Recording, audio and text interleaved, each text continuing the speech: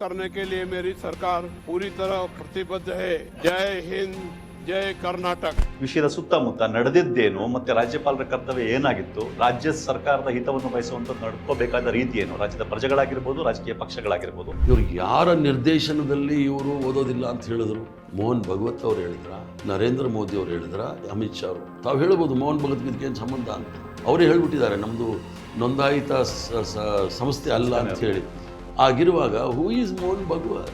ವಾಜಪೇಯಿ ಸರ್ಕಾರ ಬರೆದುಕೊಟ್ಟಿದ್ದ ಭಾಷಣನ ಚಾಚು ತಪ್ಪದೆ ಓದಿದರು. ಮೋದಿಯವರು ಪ್ರಧಾನಮಂತ್ರಿಯವರಾಗಿದ್ದಾಗ ಪ್ರಣಬ್ ಮುಖರ್ಜಿ ರಾಷ್ಟ್ರಪತಿ ಆಗಿದ್ದರು, ಅವರು ಕೂಡ ಓದಿದರು. ನನ್ನ ಸರ್ಕಾರ ಅಂತ ಓದಿದ್ರು. ಮೋದಿ ಸರ್ಕಾರ ಬರೆದುಕೊಟ್ಟಿದ್ದ ಎಲ್ಲ ಭಾಷಣ ಚಾಚು ತಪ್ಪದೆ ಓದಿದರು.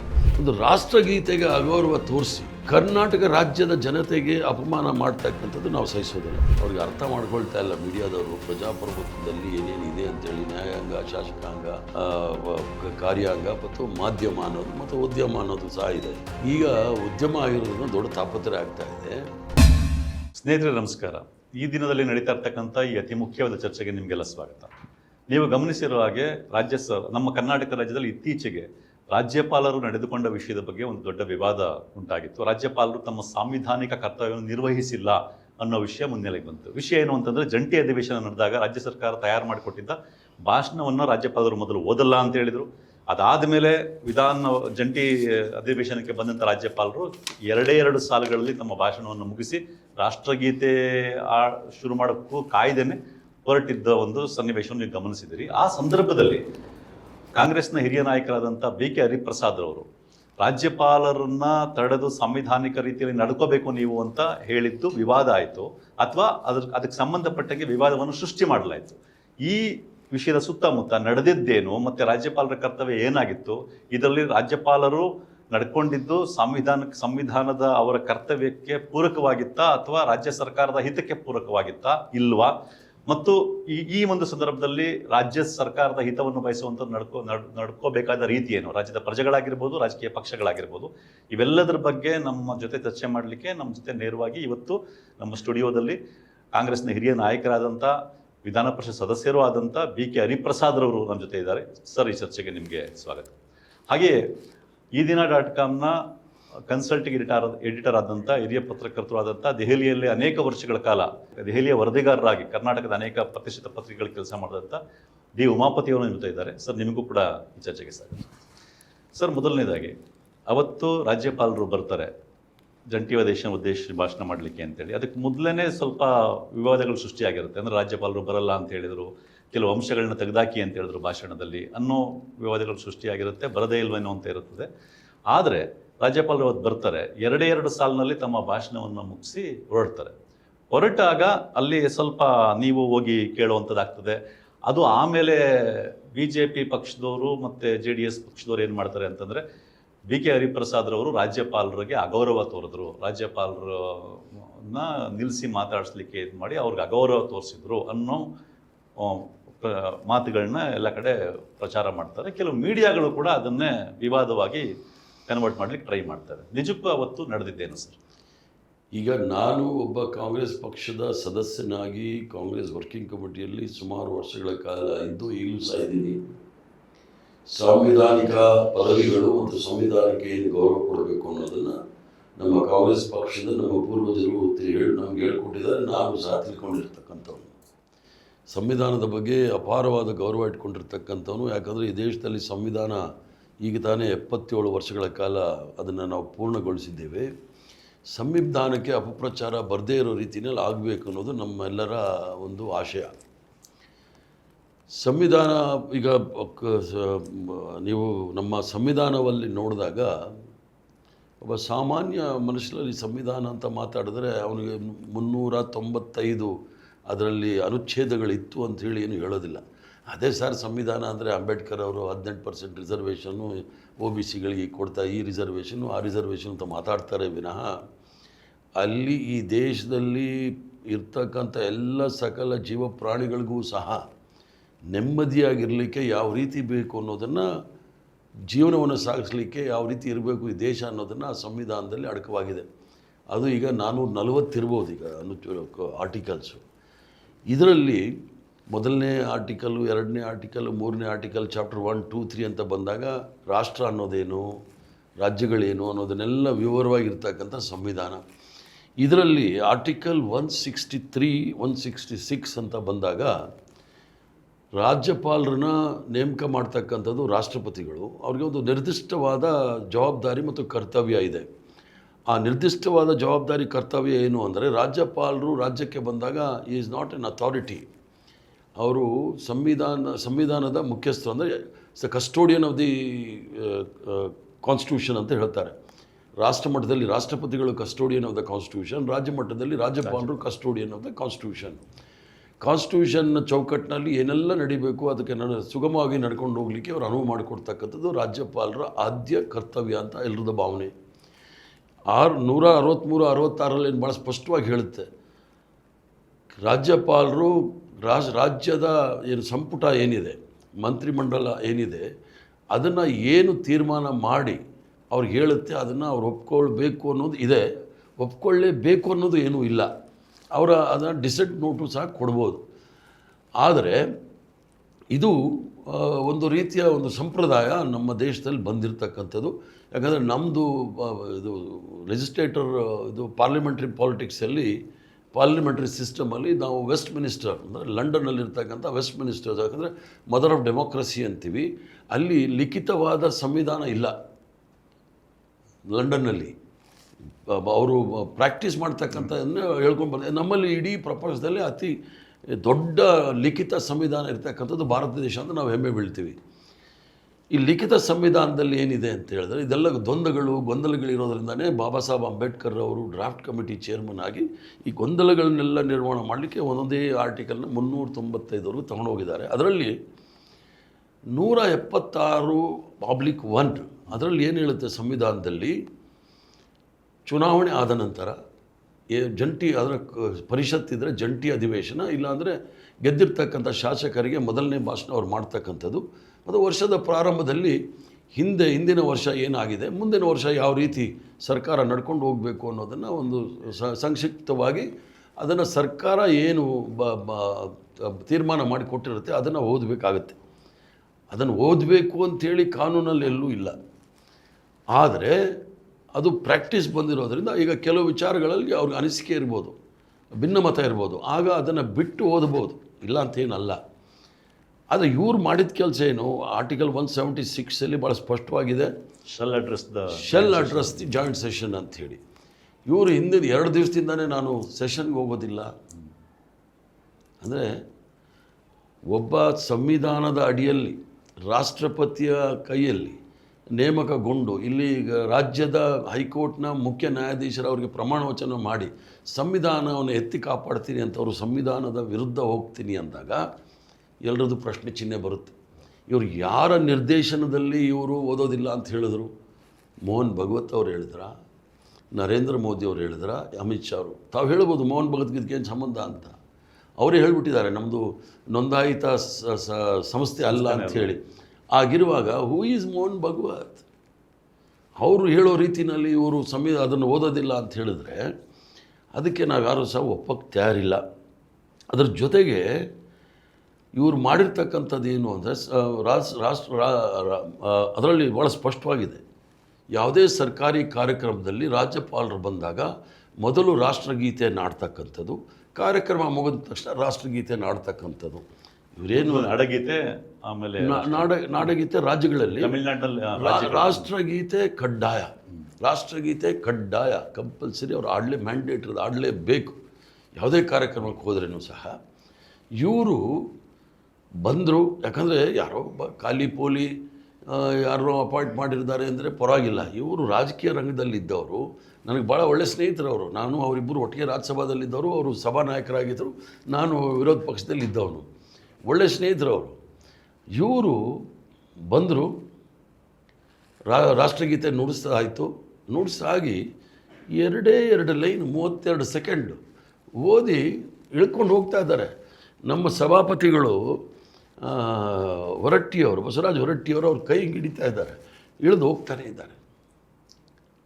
ಮತ್ತು ನೀವು ಆ ಟಿ ವಿನಲ್ಲಿ ನೋಡ್ಬೋದು, ಕೆಲವು ಅಧಿಕಾರಿಗಳು ಕೂಡ ಅವ್ರಿಗೆ ಹೇಳ್ತಾ ಇದ್ರು ರಾಷ್ಟ್ರಗೀತೆ ಅಂತ. ಇಳಿದು ಬರ್ತಾ ಇದ್ದಾರೆ. ರಾಷ್ಟ್ರಗೀತೆ ನುಡ್ಸಕ್ಕೆ ಶುರು ಮಾಡೋಕ್ಕೂ ಮೊದಲೇ ಎರಡು ಸಾಲಿನ ಭಾಷಣ ಮುಗಿಸಿ ಹೊರಟ್ಬಿಟ್ರು ಅವರು.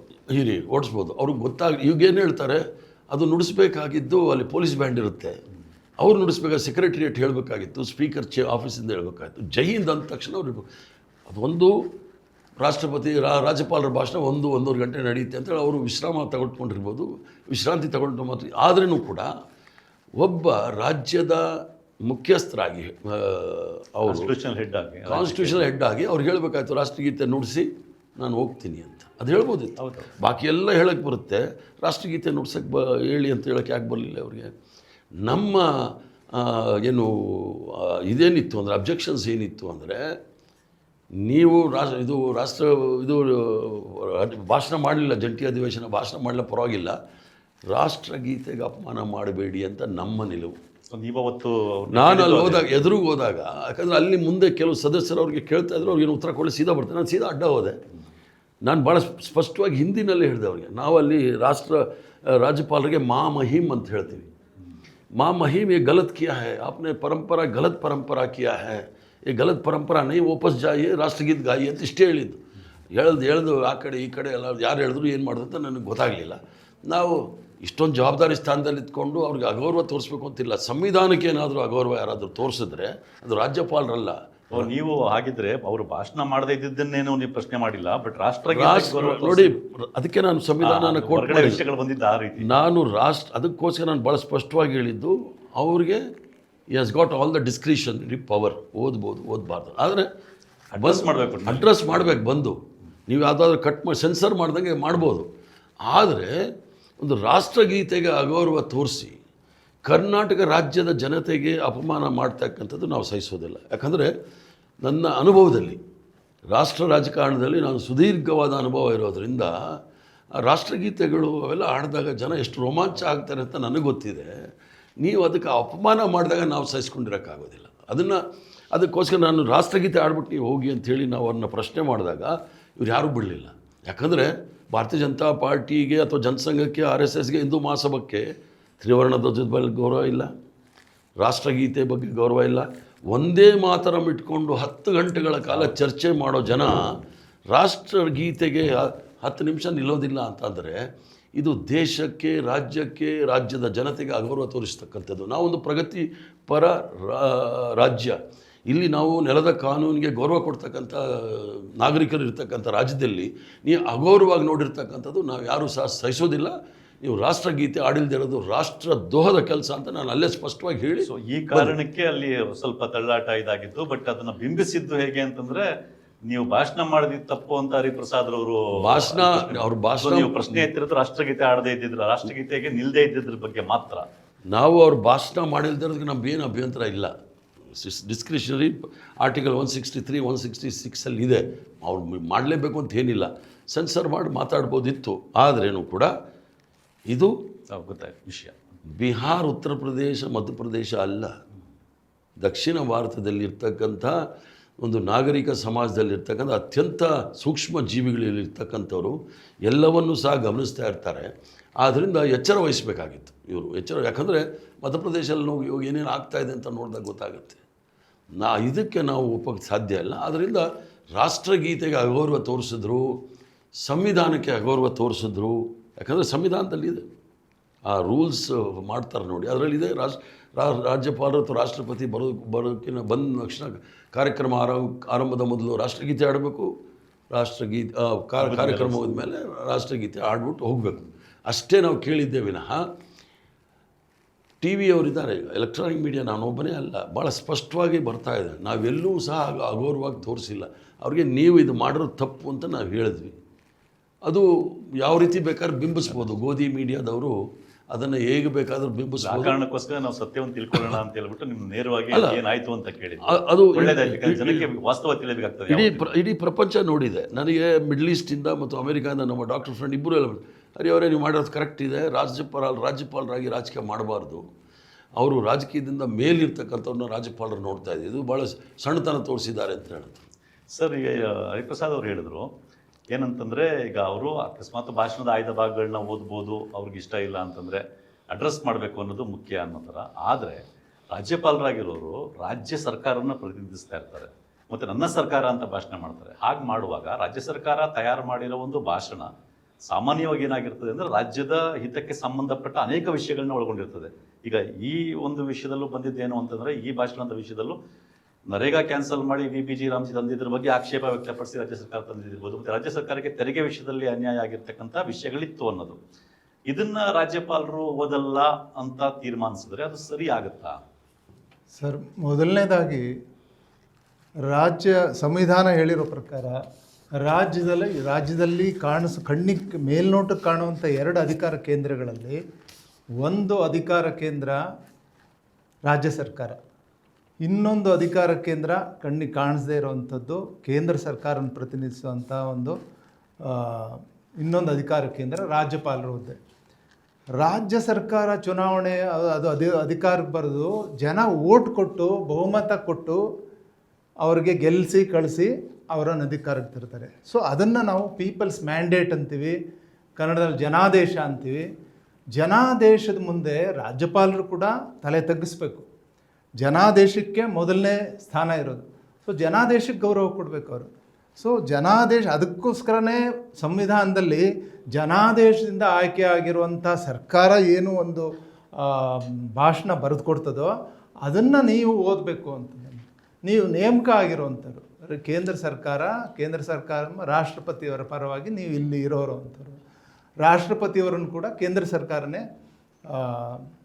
ಅಭ್ಯರ್ಥಿನ ಆರಿಸ್ಬಿಟ್ಟು ಬಹುಮತ ಇರೋರನ್ನ ನೇಮಕ ಮಾಡುತ್ತೆ. ಸೊ 2 ಪೂರ್ವ ನಿದರ್ಶನಗಳಿವೆ. ಒಂದು, ಜನಾದೇಶನ ಗೌರವಿಸಬೇಕು ರಾಜ್ಯಪಾಲರು ಅಂತ ಅನ್ನೋದು ಒಂದು. ಎರಡನೇದು, 2 ಪೂರ್ವ ನಿದರ್ಶನಗಳು ನನಗೆ ಗೊತ್ತಿರೋ ಪ್ರಕಾರ ಇದ್ದಾವೆ. ನಾನು ದೆಹಲಿನಲ್ಲಿ ನೋಡಿದ ಪ್ರಕಾರ ಪ್ರಣಬ್ ಮುಖರ್ಜಿಯವರು ಮತ್ತು KR ನಾರಾಯಣನ್ ಅವರು. KR ನಾರಾಯಣನ್ ಅವರು ವಾಜಪೇಯಿ ಅವರು ಇದ್ದ ಕಾಲದಲ್ಲಿ ಅವರು ರಾಷ್ಟ್ರಪತಿ ಆಗಿದ್ದರು. ಆಗ ಅವರು ವಾಜಪೇಯಿ ಸರ್ಕಾರ ಬರೆದುಕೊಟ್ಟಿದ್ದ ಭಾಷಣನ ಚಾಚು ತಪ್ಪದೆ ಓದಿದರು. ಹರಿಪ್ರಸಾದ್ ಅವರು ಹೇಳಿದ್ರು ಅದರಲ್ಲಿ ಅವ್ರಿಗೆ ಬೇಕಾದರೆ ಬೇಡವಾದ ಅಂಶಗಳನ್ನ ಬಿಟ್ಟು ಓದ್ಬೋದು ಅಂತ ಅನ್ನೋದು ಒಂದು. ಎರಡನೇದು, ಮೋದಿಯವರು ಪ್ರಧಾನಮಂತ್ರಿಯವರಾಗಿದ್ದಾಗ ಪ್ರಣಬ್ ಮುಖರ್ಜಿ ರಾಷ್ಟ್ರಪತಿ ಆಗಿದ್ದರು, ಅವರು ಕೂಡ ಓದಿದರು. ನನ್ನ ಸರ್ಕಾರ ಅಂತ ಓದಿದ್ರು. ಮೋದಿ ಸರ್ಕಾರ ಬರೆದುಕೊಟ್ಟಿದ್ದು ಎಲ್ಲ ಭಾಷಣ ಚಾಚು ತಪ್ಪದೆ ಓದಿದ್ರು. ಅದು ಅದರ ಅರ್ಥ ಪ್ರಣಬ್ ಮುಖರ್ಜಿಯವರು ಕಾಂಗ್ರೆಸ್ ಅಲ್ಲಿ ಅತ್ಯಂತ ಹಿರಿಯ ರಾಜಕಾರಣಿಯಾಗಿದ್ದವರು, ಪವರ್ ಪಾಲಿಟಿಕ್ಸ್ ಅಲ್ಲಿ ಇದ್ದಂಥವ್ರು, ಮಂತ್ರಿ ಆಗಿದ್ದಂಥವ್ರು. ಸೊ 2 ಮಾದರಿಗಳಿತ್ತು ತಾವರ್ ಚಂದ್ ಗೆಹ್ಲೋಟ್ ಮುಂದ್ಗಡೆ. ಒಂದು ಮಾದರಿ KR ನಾರಾಯಣನ್ ಮತ್ತು ಪ್ರಣಬ್ ಮುಖರ್ಜಿ ಮಾದರಿ. ಇನ್ನೊಂದು ಮಾದರಿ ಮೊನ್ನೆ ನಡೆದಂಥ ಕೇರಳದಲ್ಲಿ ನಡೆದಂಥ ರಾಜೇಂದ್ರ ಅರ್ಲೇಕರ್ ಕೇರಳ ವಾಮರಂಗ ಸರ್ಕಾರ ಅಲ್ಲಿದೆ, ಅಲ್ಲಿ ಅವರು ರಾಜ್ಯಪಾಲರು. ಅವರನ್ನು ಕೂಡ ಮೋದಿ ಸರ್ಕಾರ ನೇಮಕ ಮಾಡಿದೆ. ಅವರು ಆಬ್ವಿಯಸ್ಲಿ ಅವರು BJPಯ ಪೂರ್ವಾಶ್ರಮ ಹೊಂದಿರುವಂಥರು. ಸೊ ಅವರೇನು ಮಾಡಿದರು, ತಮಗೆ ಬೇಡವಾದ ಭಾಗಗಳನ್ನ ಬಿಟ್ಟು ಓದಿದರು. ತಾವರ್ ಚಂದ್ ಮುಂದ್ಗಡೆ 2 ಆಯ್ಕೆಗಳಿತ್ತು. ಒಂದು, ತಮಗೆ ಬೇಡವಾದ ಭಾಗಗಳನ್ನ ಬಿಟ್ಟು ಓದೋದು. ಇನ್ನೊಂದು, ಪೂರ್ತಿ ಓದೋವಂಥ KR ನಾರಾಯಣನ್ ಮತ್ತು ಪ್ರಣಬ್ ಮುಖರ್ಜಿ ಮಾದರಿ. ಇವೆರಡನ್ನೂ ಕೂಡ ಅವರು ಪಾಲಿಸಲಿಲ್ಲ. ಹರಿಪ್ರಸಾದ್ ಅವರು ಹೇಳ್ದಂಗೆ 176(1) ಏನಿದೆ ಅದರ ಪ್ರಕಾರ ನೀವು ಭಾಷಣ ಡೆಲಿವರ್ ಮಾಡಬೇಕು. ಅದು ನಿಮ್ಮ ಕರ್ತವ್ಯ. ಅದು ಕೌನ್ಸಿಲ್ ಆಫ್ ಮಿನಿಸ್ಟರ್ ಬರೆದುಕೊಟ್ಟಿದ್ದ ಭಾಷಣ. ಮತ್ತು ರಾಜ್ಯಪಾಲ ಅಥವಾ ರಾಷ್ಟ್ರಪತಿ ಇಬ್ಬರೂ ಕೂಡ, ರಾಷ್ಟ್ರಪತಿ at the aid and council of the central ministry, central cabinet. ಅಂದರೆ ಅದರ ಸಲಹೆ ಮೇರೆಗೆ ನೀವು ಕಾರ್ಯನಿರ್ವಹಿಸ್ತೀರಿ. ನಿಮ್ಮ ಸ್ವತಂತ್ರವಾಗಿ ನೀವು ಕಾರ್ಯನಿರ್ವಹಿಸೋದಿಲ್ಲ. ರಾಷ್ಟ್ರಪತಿ ಆಗಿರ್ಬೋದು, ರಾಜ್ಯಪಾಲರಾಗಿರ್ಬೋದು. ರಾಜ್ಯಪಾಲರು ಕೂಡ ಸ್ಟೇಟ್ ಕ್ಯಾಬಿನೆಟ್ ಸಲಹೆ ಮೇಲೆ ಅವರು ಇದು ಮಾಡಬೇಕು. On the advice of the cabinet, aid and advice of the cabinet. ಅದ್ರ ಜೊತೆಗೆ ಏನಪ್ಪ ಅಂತಂದರೆ ಅಂಬೇಡ್ಕರ್ ಅವರ ಅಭಿಪ್ರಾಯ, ಡಾಕ್ಟರ್ ಬಾಬಾ ಸಾಹೇಬ್ ಅಂಬೇಡ್ಕರ್ ಅವರ ಅಭಿಪ್ರಾಯದಲ್ಲಿ ರಾಜ್ಯಪಾಲರೊಬ್ಬರು ಸ್ವತಂತ್ರವಾಗಿ ನಿರ್ವಹಿಸಬೇಕಾದ ಕರ್ತವ್ಯಗಳೇ ಇಲ್ಲ ಅಂತ ಹೇಳ್ಬಿಟ್ಟಿದ್ದಾರೆ ಅವರು, ಸಂವಿಧಾನ ನಿರ್ಮಾಪಕರು. ಅವರು ಹೇಳಿದ್ದಾರೆ. ಆದ್ದರಿಂದ he cannot take any decision on his own. he should go by the aid and advice of state cabinet or ರಾಷ್ಟ್ರಪತಿಯವರು ಸೆಂಟ್ರಲ್ ಕ್ಯಾಬಿನೆಟ್. ಸರ್, ಈಗ ರಾಜ್ಯಪಾಲರು ರಾಜ್ಯ ಸರ್ಕಾರನ ಪ್ರತಿನಿಧಿಸ್ತಾ ಇರ್ತಾರೆ. ಈ ಮೊನ್ನೆ ಏನು ನಡೀತು ಅದಕ್ಕೆ ಸಂಬಂಧಪಟ್ಟಂಗೆ ಕೆಲವು ಮೀಡಿಯಾಗಳಲ್ಲಿ ಯಾವ ರೀತಿ ಒಂದು ನರೇಟಿವ್ನ ಹೇಳಲಾಗ್ತಾ ಇತ್ತು ಅಂತಂದರೆ, ರಾಜ್ಯಪಾಲರಿಗೆ ಬರೆದುಕೊಟ್ಟಿದ್ದಂಥ ಭಾಷಣದಲ್ಲಿ ನರೇಗಾವನ್ನ ಕ್ಯಾನ್ಸಲ್ ಮಾಡಿ VBG ರಾಮ್ಜಿ ಅಂತಂದಿದ್ದಾರೆ, ಅದರ ವಿರುದ್ಧ ಭಾಷಣದಲ್ಲಿ ಕೆಲವು ಅಂಶಗಳಿದ್ವು. ಆದರೆ ಈ ನರೇಗಾವನ್ನ ಕ್ಯಾನ್ಸಲ್ ಮಾಡಿ VBG ರಾಮ್ಜಿ ಏನು ಸ್ಕೀಮ್ನ ತಂದಿದ್ದಾರೆ ಅದು ಪಾರ್ಲಿಮೆಂಟಲ್ಲಿ ಅಪ್ರೂವಲ್ ಆಗಿ ರಾಷ್ಟ್ರಪತಿಯವರು ಅದಕ್ಕೆ ಅಂಕಿತ ಹಾಕಿದ್ದಾರೆ. ರಾಷ್ಟ್ರಪತಿಯವರು ಅಂಕಿತ ಹಾಕಿದ್ದಾರೆ. ಈ ಕಡೆ ರಾಷ್ಟ್ರಪತಿಯವರಿಂದಲೇ ನೇಮಕ ಆದಂಥ ರಾಜ್ಯಪಾಲರು ರಾಷ್ಟ್ರಪತಿಯವರು ಅಂಕಿತ ಹಾಕಿದ್ದಂಥ ಒಂದು ಮಸೂದೆಯ ವಿರುದ್ಧವಾಗಿ ರಾಜ್ಯಪಾಲರು ಮಾತಾಡೋದು ಸರಿ ಆಗ್ತಿರ್ಲಿಲ್ಲ. ಹಾಗಾಗಿ ರಾಜ್ಯ ಸರ್ಕಾರ ಆ ಥರ ಭಾಷಣದಲ್ಲಿ ಅಂಶ ಸೇರಿಸಿದ್ದೇ ತಪ್ಪು ಹಾಗಾಗಿ ರಾಜ್ಯಪಾಲರು ನಿರಾಕರಿಸಿದ ಸರಿ ಇದೆ ಅನ್ನೋ ನರೇಟಿವ್ನ ಕೆಲವು ಮೀಡಿಯಾಗಳಲ್ಲಿ ಅದನ್ನ ಪ್ರತಿಪಾದಿಸಿ ಟ್ರೈ ಮಾಡಿದ್ರು. ಇದನ್ನ ಈಗ ಯಾಕೆಂದ್ರೆ ನರೇಗಾದ ಪರವಾಗಿರ್ಬೋದು, VBG ರಾಮ್ಜಿ ವಿರುದ್ಧವಾಗಿರ್ಬೋದು, ಯಾವುದೇ ಒಂದು ವಿಷಯದ ಬಗ್ಗೆ ಆಗ್ಬೋದು, ರಾಜ್ಯ ಸರ್ಕಾರ ಭಾಷಣ ರೆಡಿ ಮಾಡಿಕೊಟ್ಟಾಗ ರಾಜ್ಯ ಸರ್ಕಾರದ ಹಿತವನ್ನ ಸಾಮಾನ್ಯವಾಗಿ ಗಮನದಲ್ಲಿ ಇಟ್ಕೊಂಡು ಮಾಡಿರ್ತದೆ ಅನ್ನೋದು ಸಾಮಾನ್ಯವಾದ ಅಂಶ. ಇದ್ರ ಬಗ್ಗೆ ತಾವೇನು? ಭಾರತೀಯ ಜನತಾ ಪಾರ್ಟಿಯವರು ಸಂವಿಧಾನಿಕ ವಿಚಾರದಲ್ಲಿ ರಾಷ್ಟ್ರಪತಿಗಳ ಅಂಕಿತ ಆಗಿದೆ, ರಾಜ್ಯಪಾಲರು ಇದೆಲ್ಲ ಭೂತದ ಬಾಯಲ್ಲಿ ಭಗವದ್ಗೀತೆ ಬಂದಂಗೆ. ಬಿಜೆಪಿಯವ್ರಿಗಿಂತಲೂ ಕೆಲವು ಮೀಡಿಯಾದವ್ರಿಗೆ ನರೇಟಿವ್ನ ಮೀಡಿಯಾದವರು ಬಿಡಿ, ಮೀಡಿಯಾದವರು ಗೋಧಿ ಮೀಡಿಯಾ ಅಂತೇಳಿ ಪ್ರಸಿದ್ಧರಾಗಿದ್ದಾರೆ ದೇಶದಲ್ಲಿ. ಅವ್ರಿಗೆ ಅರ್ಥ ಮಾಡ್ಕೊಳ್ತಾ ಇಲ್ಲ ಮೀಡಿಯಾದವರು ಪ್ರಜಾಪ್ರಭುತ್ವದಲ್ಲಿ ಏನೇನಿದೆ ಅಂತೇಳಿ. ನ್ಯಾಯಾಂಗ, ಶಾಸಕಾಂಗ, ಕಾರ್ಯಾಂಗ ಮತ್ತು ಮಾಧ್ಯಮ ಅನ್ನೋದು ಮತ್ತು ಉದ್ಯಮ ಅನ್ನೋದು ಸಹ ಇದೆ. ಈಗ ಉದ್ಯಮ ಆಗಿರೋದನ್ನ ದೊಡ್ಡ ತಾಪತ್ರೆ ಆಗ್ತಾ ಇದೆ. ಇವ್ರು ಹೇಳ್ತಾರಲ್ಲ, ನಾವು ಇಂದ್ರೆ ಸೋನಿಯಾ ಗಾಂಧಿ ಮತ್ತು ಡಾಕ್ಟರ್ ಮನಮೋಹನ್ ಸಿಂಗ್ರವರು ಮಹಾತ್ಮ ಗಾಂಧಿ ರೋಜ್ಗಾರ್ ಯೋಜನಾ, ರಾಷ್ಟ್ರೀಯ ಉದ್ಯೋಗ ಖಾತ್ರಿ ಯೋಜನೆ ತಂದಾಗ BJP ರೂಲ್ಡ್ ಸ್ಟೇಟಲ್ಲಿ ಯಾವ ರಾಜ್ಯದಲ್ಲಿ ಆ ಹೆಸರಲ್ಲಿ ಕಾರ್ಯಕ್ರಮ ಕೊಟ್ಟಿದ್ದಾರೆ ಹೇಳಿ ನೋಡೋಣ. ರಾಜ್ಯದ ಮುಖ್ಯಮಂತ್ರಿಗಳ ಹೆಸರಲ್ಲಿ ಕೊಟ್ಟಿದ್ದಾರೆ, ಹೆಸರುಗಳು ಬದಲಾವಣೆ ಮಾಡಿಕೊಟ್ಟಿದ್ದಾರೆ ರಾಜ್ಯಗಳಲ್ಲಿ. ಇದು ಡೈರೆಕ್ಟಿವ್ ಪ್ರಿನ್ಸಿಪಲ್ಸ್ ಇದೆ, ಅಂದರೆ ಕನ್ಕರೆಂಟ್ ಲಿಸ್ಟಲ್ಲಿದೆ ಅದು ರಾಜ್ಯದು. ಇದು ಆರ್ಟಿಕಲ್ 41 ಏನು ಹೇಳುತ್ತೆ, it is the duty of the state or the central government to provide its right to employment. Right to employment article 41 ಇದ್ದಾಗ ಇವ್ರು ಕೊಡಲೇಬೇಕು. ಇದನ್ನು ಹೆಸರು ಚೇಂಜ್ ಮಾಡೋದೇನು ಬೇಕಾಗಿರಲಿಲ್ಲ, ಆಯಿತು ಮಾಡಿದ್ದಾರೆ. ಅದು ನಮಗೇನು, ಯಾಕಂದರೆ ಮಹಾತ್ಮ ಗಾಂಧಿನ ಕೊಂದಿರೋರು ಅವ್ರದ್ದು ಜಾಸ್ತಿ ಏನು ನಿರೀಕ್ಷೆ ಮಾಡಲಿಕ್ಕೆ ಆಗೋದಿಲ್ಲ. ಆದರೆ ಅದರಲ್ಲಿ ಏನಿತ್ತು ನೋಡಿ, ಅಡಕವಾಗಿತ್ತಲ್ಲ, ಒಬ್ಬ ಗ್ರಾಮೀಣ ಪ್ರದೇಶದಲ್ಲಿರ್ತಕ್ಕಂಥ ಒಬ್ಬ ಕೂಲಿ ಕಾರ್ಮಿಕ, ಕೃಷಿ ಕೂಲಿ ಕಾರ್ಮಿಕನಿಗೆ ಇದು ಕೃಷಿ ಚಟುವಟಿಕೆಗಳು ಇಲ್ಲದೇ ಇರೋ ಸಂದರ್ಭದಲ್ಲಿ ಅವನಿಗೆ ಉದ್ಯೋಗ ಅವಕಾಶಗಳನ್ನ ಕೊಡಿಸ್ತಕ್ಕಂಥದ್ದು ಭಾಳ ಸ್ಪಷ್ಟವಾಗಿತ್ತು. ಅದರಲ್ಲಿ ಅದು ಆರ್ಟಿಕಲ್ 73, 74 ಅಮೆಂಡ್ಮೆಂಟ್ ಆದಮೇಲೆ ಪಂಚಾಯತಿ ರಾಜ್ ಎಲ್ಲ ಬಂದ ನಂತರ ವಿಕೇಂದ್ರೀಕರಣ, ಅಂದರೆ ಗ್ರಾಮ ಪಂಚಾಯತಿ ತೀರ್ಮಾನ ತಗೊಳ್ಳೋದು ಯಾರಿಗೆ ಏನು ಕೆಲಸ ಕೊಡಬೇಕು ಅಂತ. ಆದರೆ ಈಗ ಡೆಲ್ಲಿನಲ್ಲಿ ಕೂತ್ಕೊಂಡು ಅವನು AC ರೂಮಲ್ಲಿ ಕೂತ್ಕೊಂಡು ಡಿಸೈಡ್ ಮಾಡ್ತಾನಂತೆ ಯಾವ ಹಳ್ಳಿನಲ್ಲಿ ಯಾವ ಕಾರ್ಯಕ್ರಮ ಮಾಡೋದು ಅಂತ, ಯಾವ ಹಳ್ಳಿನಲ್ಲಿ ಯಾವ. ಈಗ ಅವರು ಸ್ವಚ್ಛ ಭಾರತ್ ಮಾಡಿದ್ರಲ್ಲ, ಎಷ್ಟು ಶೌಚಾಲಯಗಳಿಗೆ ಕೆಲಸ ಮಾಡ್ತಾ ಇದ್ದಾನೆ ಅಂದರೆ ಗೊತ್ತಾ? ದುಡ್ಡು ಹೊಡಿಯೋಕೆ ಮಾಡಿದ್ದಾರೆ ಅಷ್ಟೇ ಅವರು. ಸೊ ಭ್ರಷ್ಟಾಚಾರ ಅಂತಾರಲ್ಲ, ಇವರು ಫಸ್ಟ್ ಭಾಷಣ ನರೇಂದ್ರ ಮೋದಿ 2014 ಇಸ್ವಿನಲ್ಲಿ ಬಂದಾಗ ಪಾರ್ಲಿಮೆಂಟಲ್ಲಿ ನಾನು ಇದ್ದೀನಿ, ಅವಾಗ ಭಾಷಣ ಮಾಡ್ತಾರೆ. ये जो मनरेगा जो है कांग्रेस पार्टी का विफलता का स्मारक है, ಮಾನ್ಯುಮೆಂಟಲ್ ಬ್ಲಂಡರ್, ಇದನ್ನು ನಾನು ಸ್ಮಾರಕವಾಗಿಡ್ತೀನಿ, ಅದನ್ನು ಮುಗಿಸೋಕ್ಕೆ ಬಿಡೋದಿಲ್ಲ ಅಂಥೇಳಿ.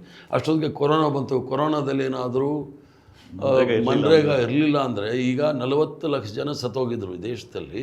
ಅದು 4 ಕೋಟಿಗೆ ಹೋಗ್ಬಿಟ್ರು, ಉದ್ಯೋಗ ಇಲ್ಲದೆ ಜನ ಸತ್ತೋಗಿರೋರು.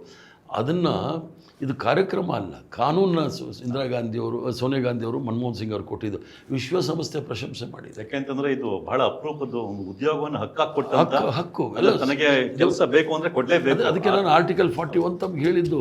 ನಾವು ಕೂಡ ಅದನ್ನು ಕೊಡಬೇಕಂದ್ರೆ 70 ವರ್ಷ ಬೇಕಾಗಿತ್ತು. ಸೋನಿಯಾ ಗಾಂಧಿಯವರು ಬರಬೇಕಾಗಿತ್ತು, ಇದನ್ನು ಯೋಚನೆ ಮಾಡಿ ಬಡವ್ರಿಗೆ ಅನುಕೂಲ ಮಾಡಿಕೊಡ್ಬೇಕು ಅಂತ. ಅದರಲ್ಲಿ ಹೆಚ್ಚಿನದಾಗಿ ಮಹಿಳೆಯರು ಗ್ರಾಮೀಣ ಪ್ರದೇಶದಲ್ಲಿ ಅವರು ಊರು ಬಿಟ್ಟು ಬರೋಕ್ಕಾಗೋದಿಲ್ಲ, ಅಂಥವ್ರಿಗೆ ಕೆಲಸ ಕೊಡ್ತಾ ಇದ್ದಿದ್ದು 100 ದಿವಸ. ಅದನ್ನು ಮುಗಿಸ್ತಾರಲ್ಲ ಇವರು, ಬಡವರ ಬೆನ್ನನ್ನು ಮುರಿಲಿಕ್ಕೆ ಮಾಡ್ತಕ್ಕಂಥ ಕೆಲಸ. ನೋಟುಬಂದಿ ಆಯಿತು, ನೋಟುಬಂದಿ ಆದ ತಕ್ಷಣ ಇದು ಮಾಡಿದ್ದೇನೋ ಅವ್ರದ್ದು ಹೇಳ್ತೀನಿ ಕೇಳಿ. ಎಷ್ಟು ಕುತಂತ್ರಿಗಳಿದ್ದಾರೆ ಅಂದರೆ, Viksit Bharat guarantee for Rozgar and Ajeevika mission, ಅದನ್ನು VB ಗ್ರಾಮ್ ಜಿ ಆ್ಯಕ್ಟ್ ಅಂತ, ಗ್ರಾಮ್ ಜಿ ಆ್ಯಕ್ಟ್ ಅಂತ ಜಿ ತೆಗೆದುಬಿಟ್ಟು ರಾಮ್ ಸೇರಿಸ್ಕೊಂಡ್ಬಿಟ್ಟು, ಇನ್ನು ದೇವ್ರು ಇಲ್ಲದೆ ಅಂದರೆ ಅವ್ರಿಗೆ ದಂಧ ನಡೆಯೋದಿಲ್ಲ, ವ್ಯಾಪಾರ ಮುಗಿದೋಗುತ್ತೆ ಅವ್ರದ್ದು. ಅದಕ್ಕೆ ದೇವರ ಹೆಸರಲ್ಲಿ ಏನಾದರೂ ಮಾಡೋಕ್ಕೆ ಹೊರಟಿದ್ದಾರೆ. ಮನ್ರೇಗಾ ಇದ್ದಾಗ, ಕಾಂಗ್ರೆಸ್ ಪಕ್ಷ ಇದ್ದಾಗ 90% ಹಣ ಕೇಂದ್ರ ಸರ್ಕಾರದೇ ಕೊಡ್ತಾ ಇದ್ದು. ಒಂದು 10% ಏನೋ ಮೆಟೀರಿಯಲ್ಸ್ಗೆ ಸ್ಟೇಟ್ ಅವ್ರು ಕೊಡಬೇಕಾಗಿತ್ತು. 75% ಇದೆ ನೋಡಿ, ಅದರಲ್ಲಿ ಅದು ಕೂಲಿಯಾಗೆ ಹೋಗಬೇಕಾಗಿತ್ತೇ ವಿನಃ ಬೇರೆ ಯಾವುದು ಮತ್ತು ಕಾಂಟ್ರಾಕ್ಟ್ಗಳು ಕೆಲಸ ಮಾಡೋಂಗಿಲ್ಲ. ಈಗ 40% ಸ್ಟೇಟ್ ಕೊಡಬೇಕಂತೆ, 60% ಅವ್ರು ಕೊಡ್ತಾರಂತೆ. ಯಾವ ಗ್ರಾಮದಲ್ಲಿ ಯಾವಾಗ ಮತ್ತು ಕೃಷಿ ಚಟುವಟಿಕೆಗಳ ಟೈಮಲ್ಲಿ ಉದ್ಯೋಗ ಇಲ್ವಂತ. ಮನ್ರೇಗಾದಲ್ಲಿ 365 ಡೇಸಲ್ಲಿ ಯಾವ ಬೇಕಾದ್ರೂ ಉದ್ಯೋಗ, ಯಾವ ಬೇಕಾದ್ರೆ ಎಲ್ಲಿ ಬೇಕಾದ್ರೆ ಗ್ರಾಮ ಪಂಚಾಯತಿ ಡಿಸೈಡ್ ಮಾಡ್ತಾಯಿತ್ತು. ಸಂಪೂರ್ಣ ಹಕ್ಕನ್ನು ಕಿತ್ಕೊಂಡು, ಈ ಹಕ್ಕು ಕಿತ್ಕೊಳ್ಳೋದಿದೆ ನೋಡಿ, ಅದನ್ನೇ ನಾವು ಹೇಳ್ತಾ ಬಂದಿರೋದು.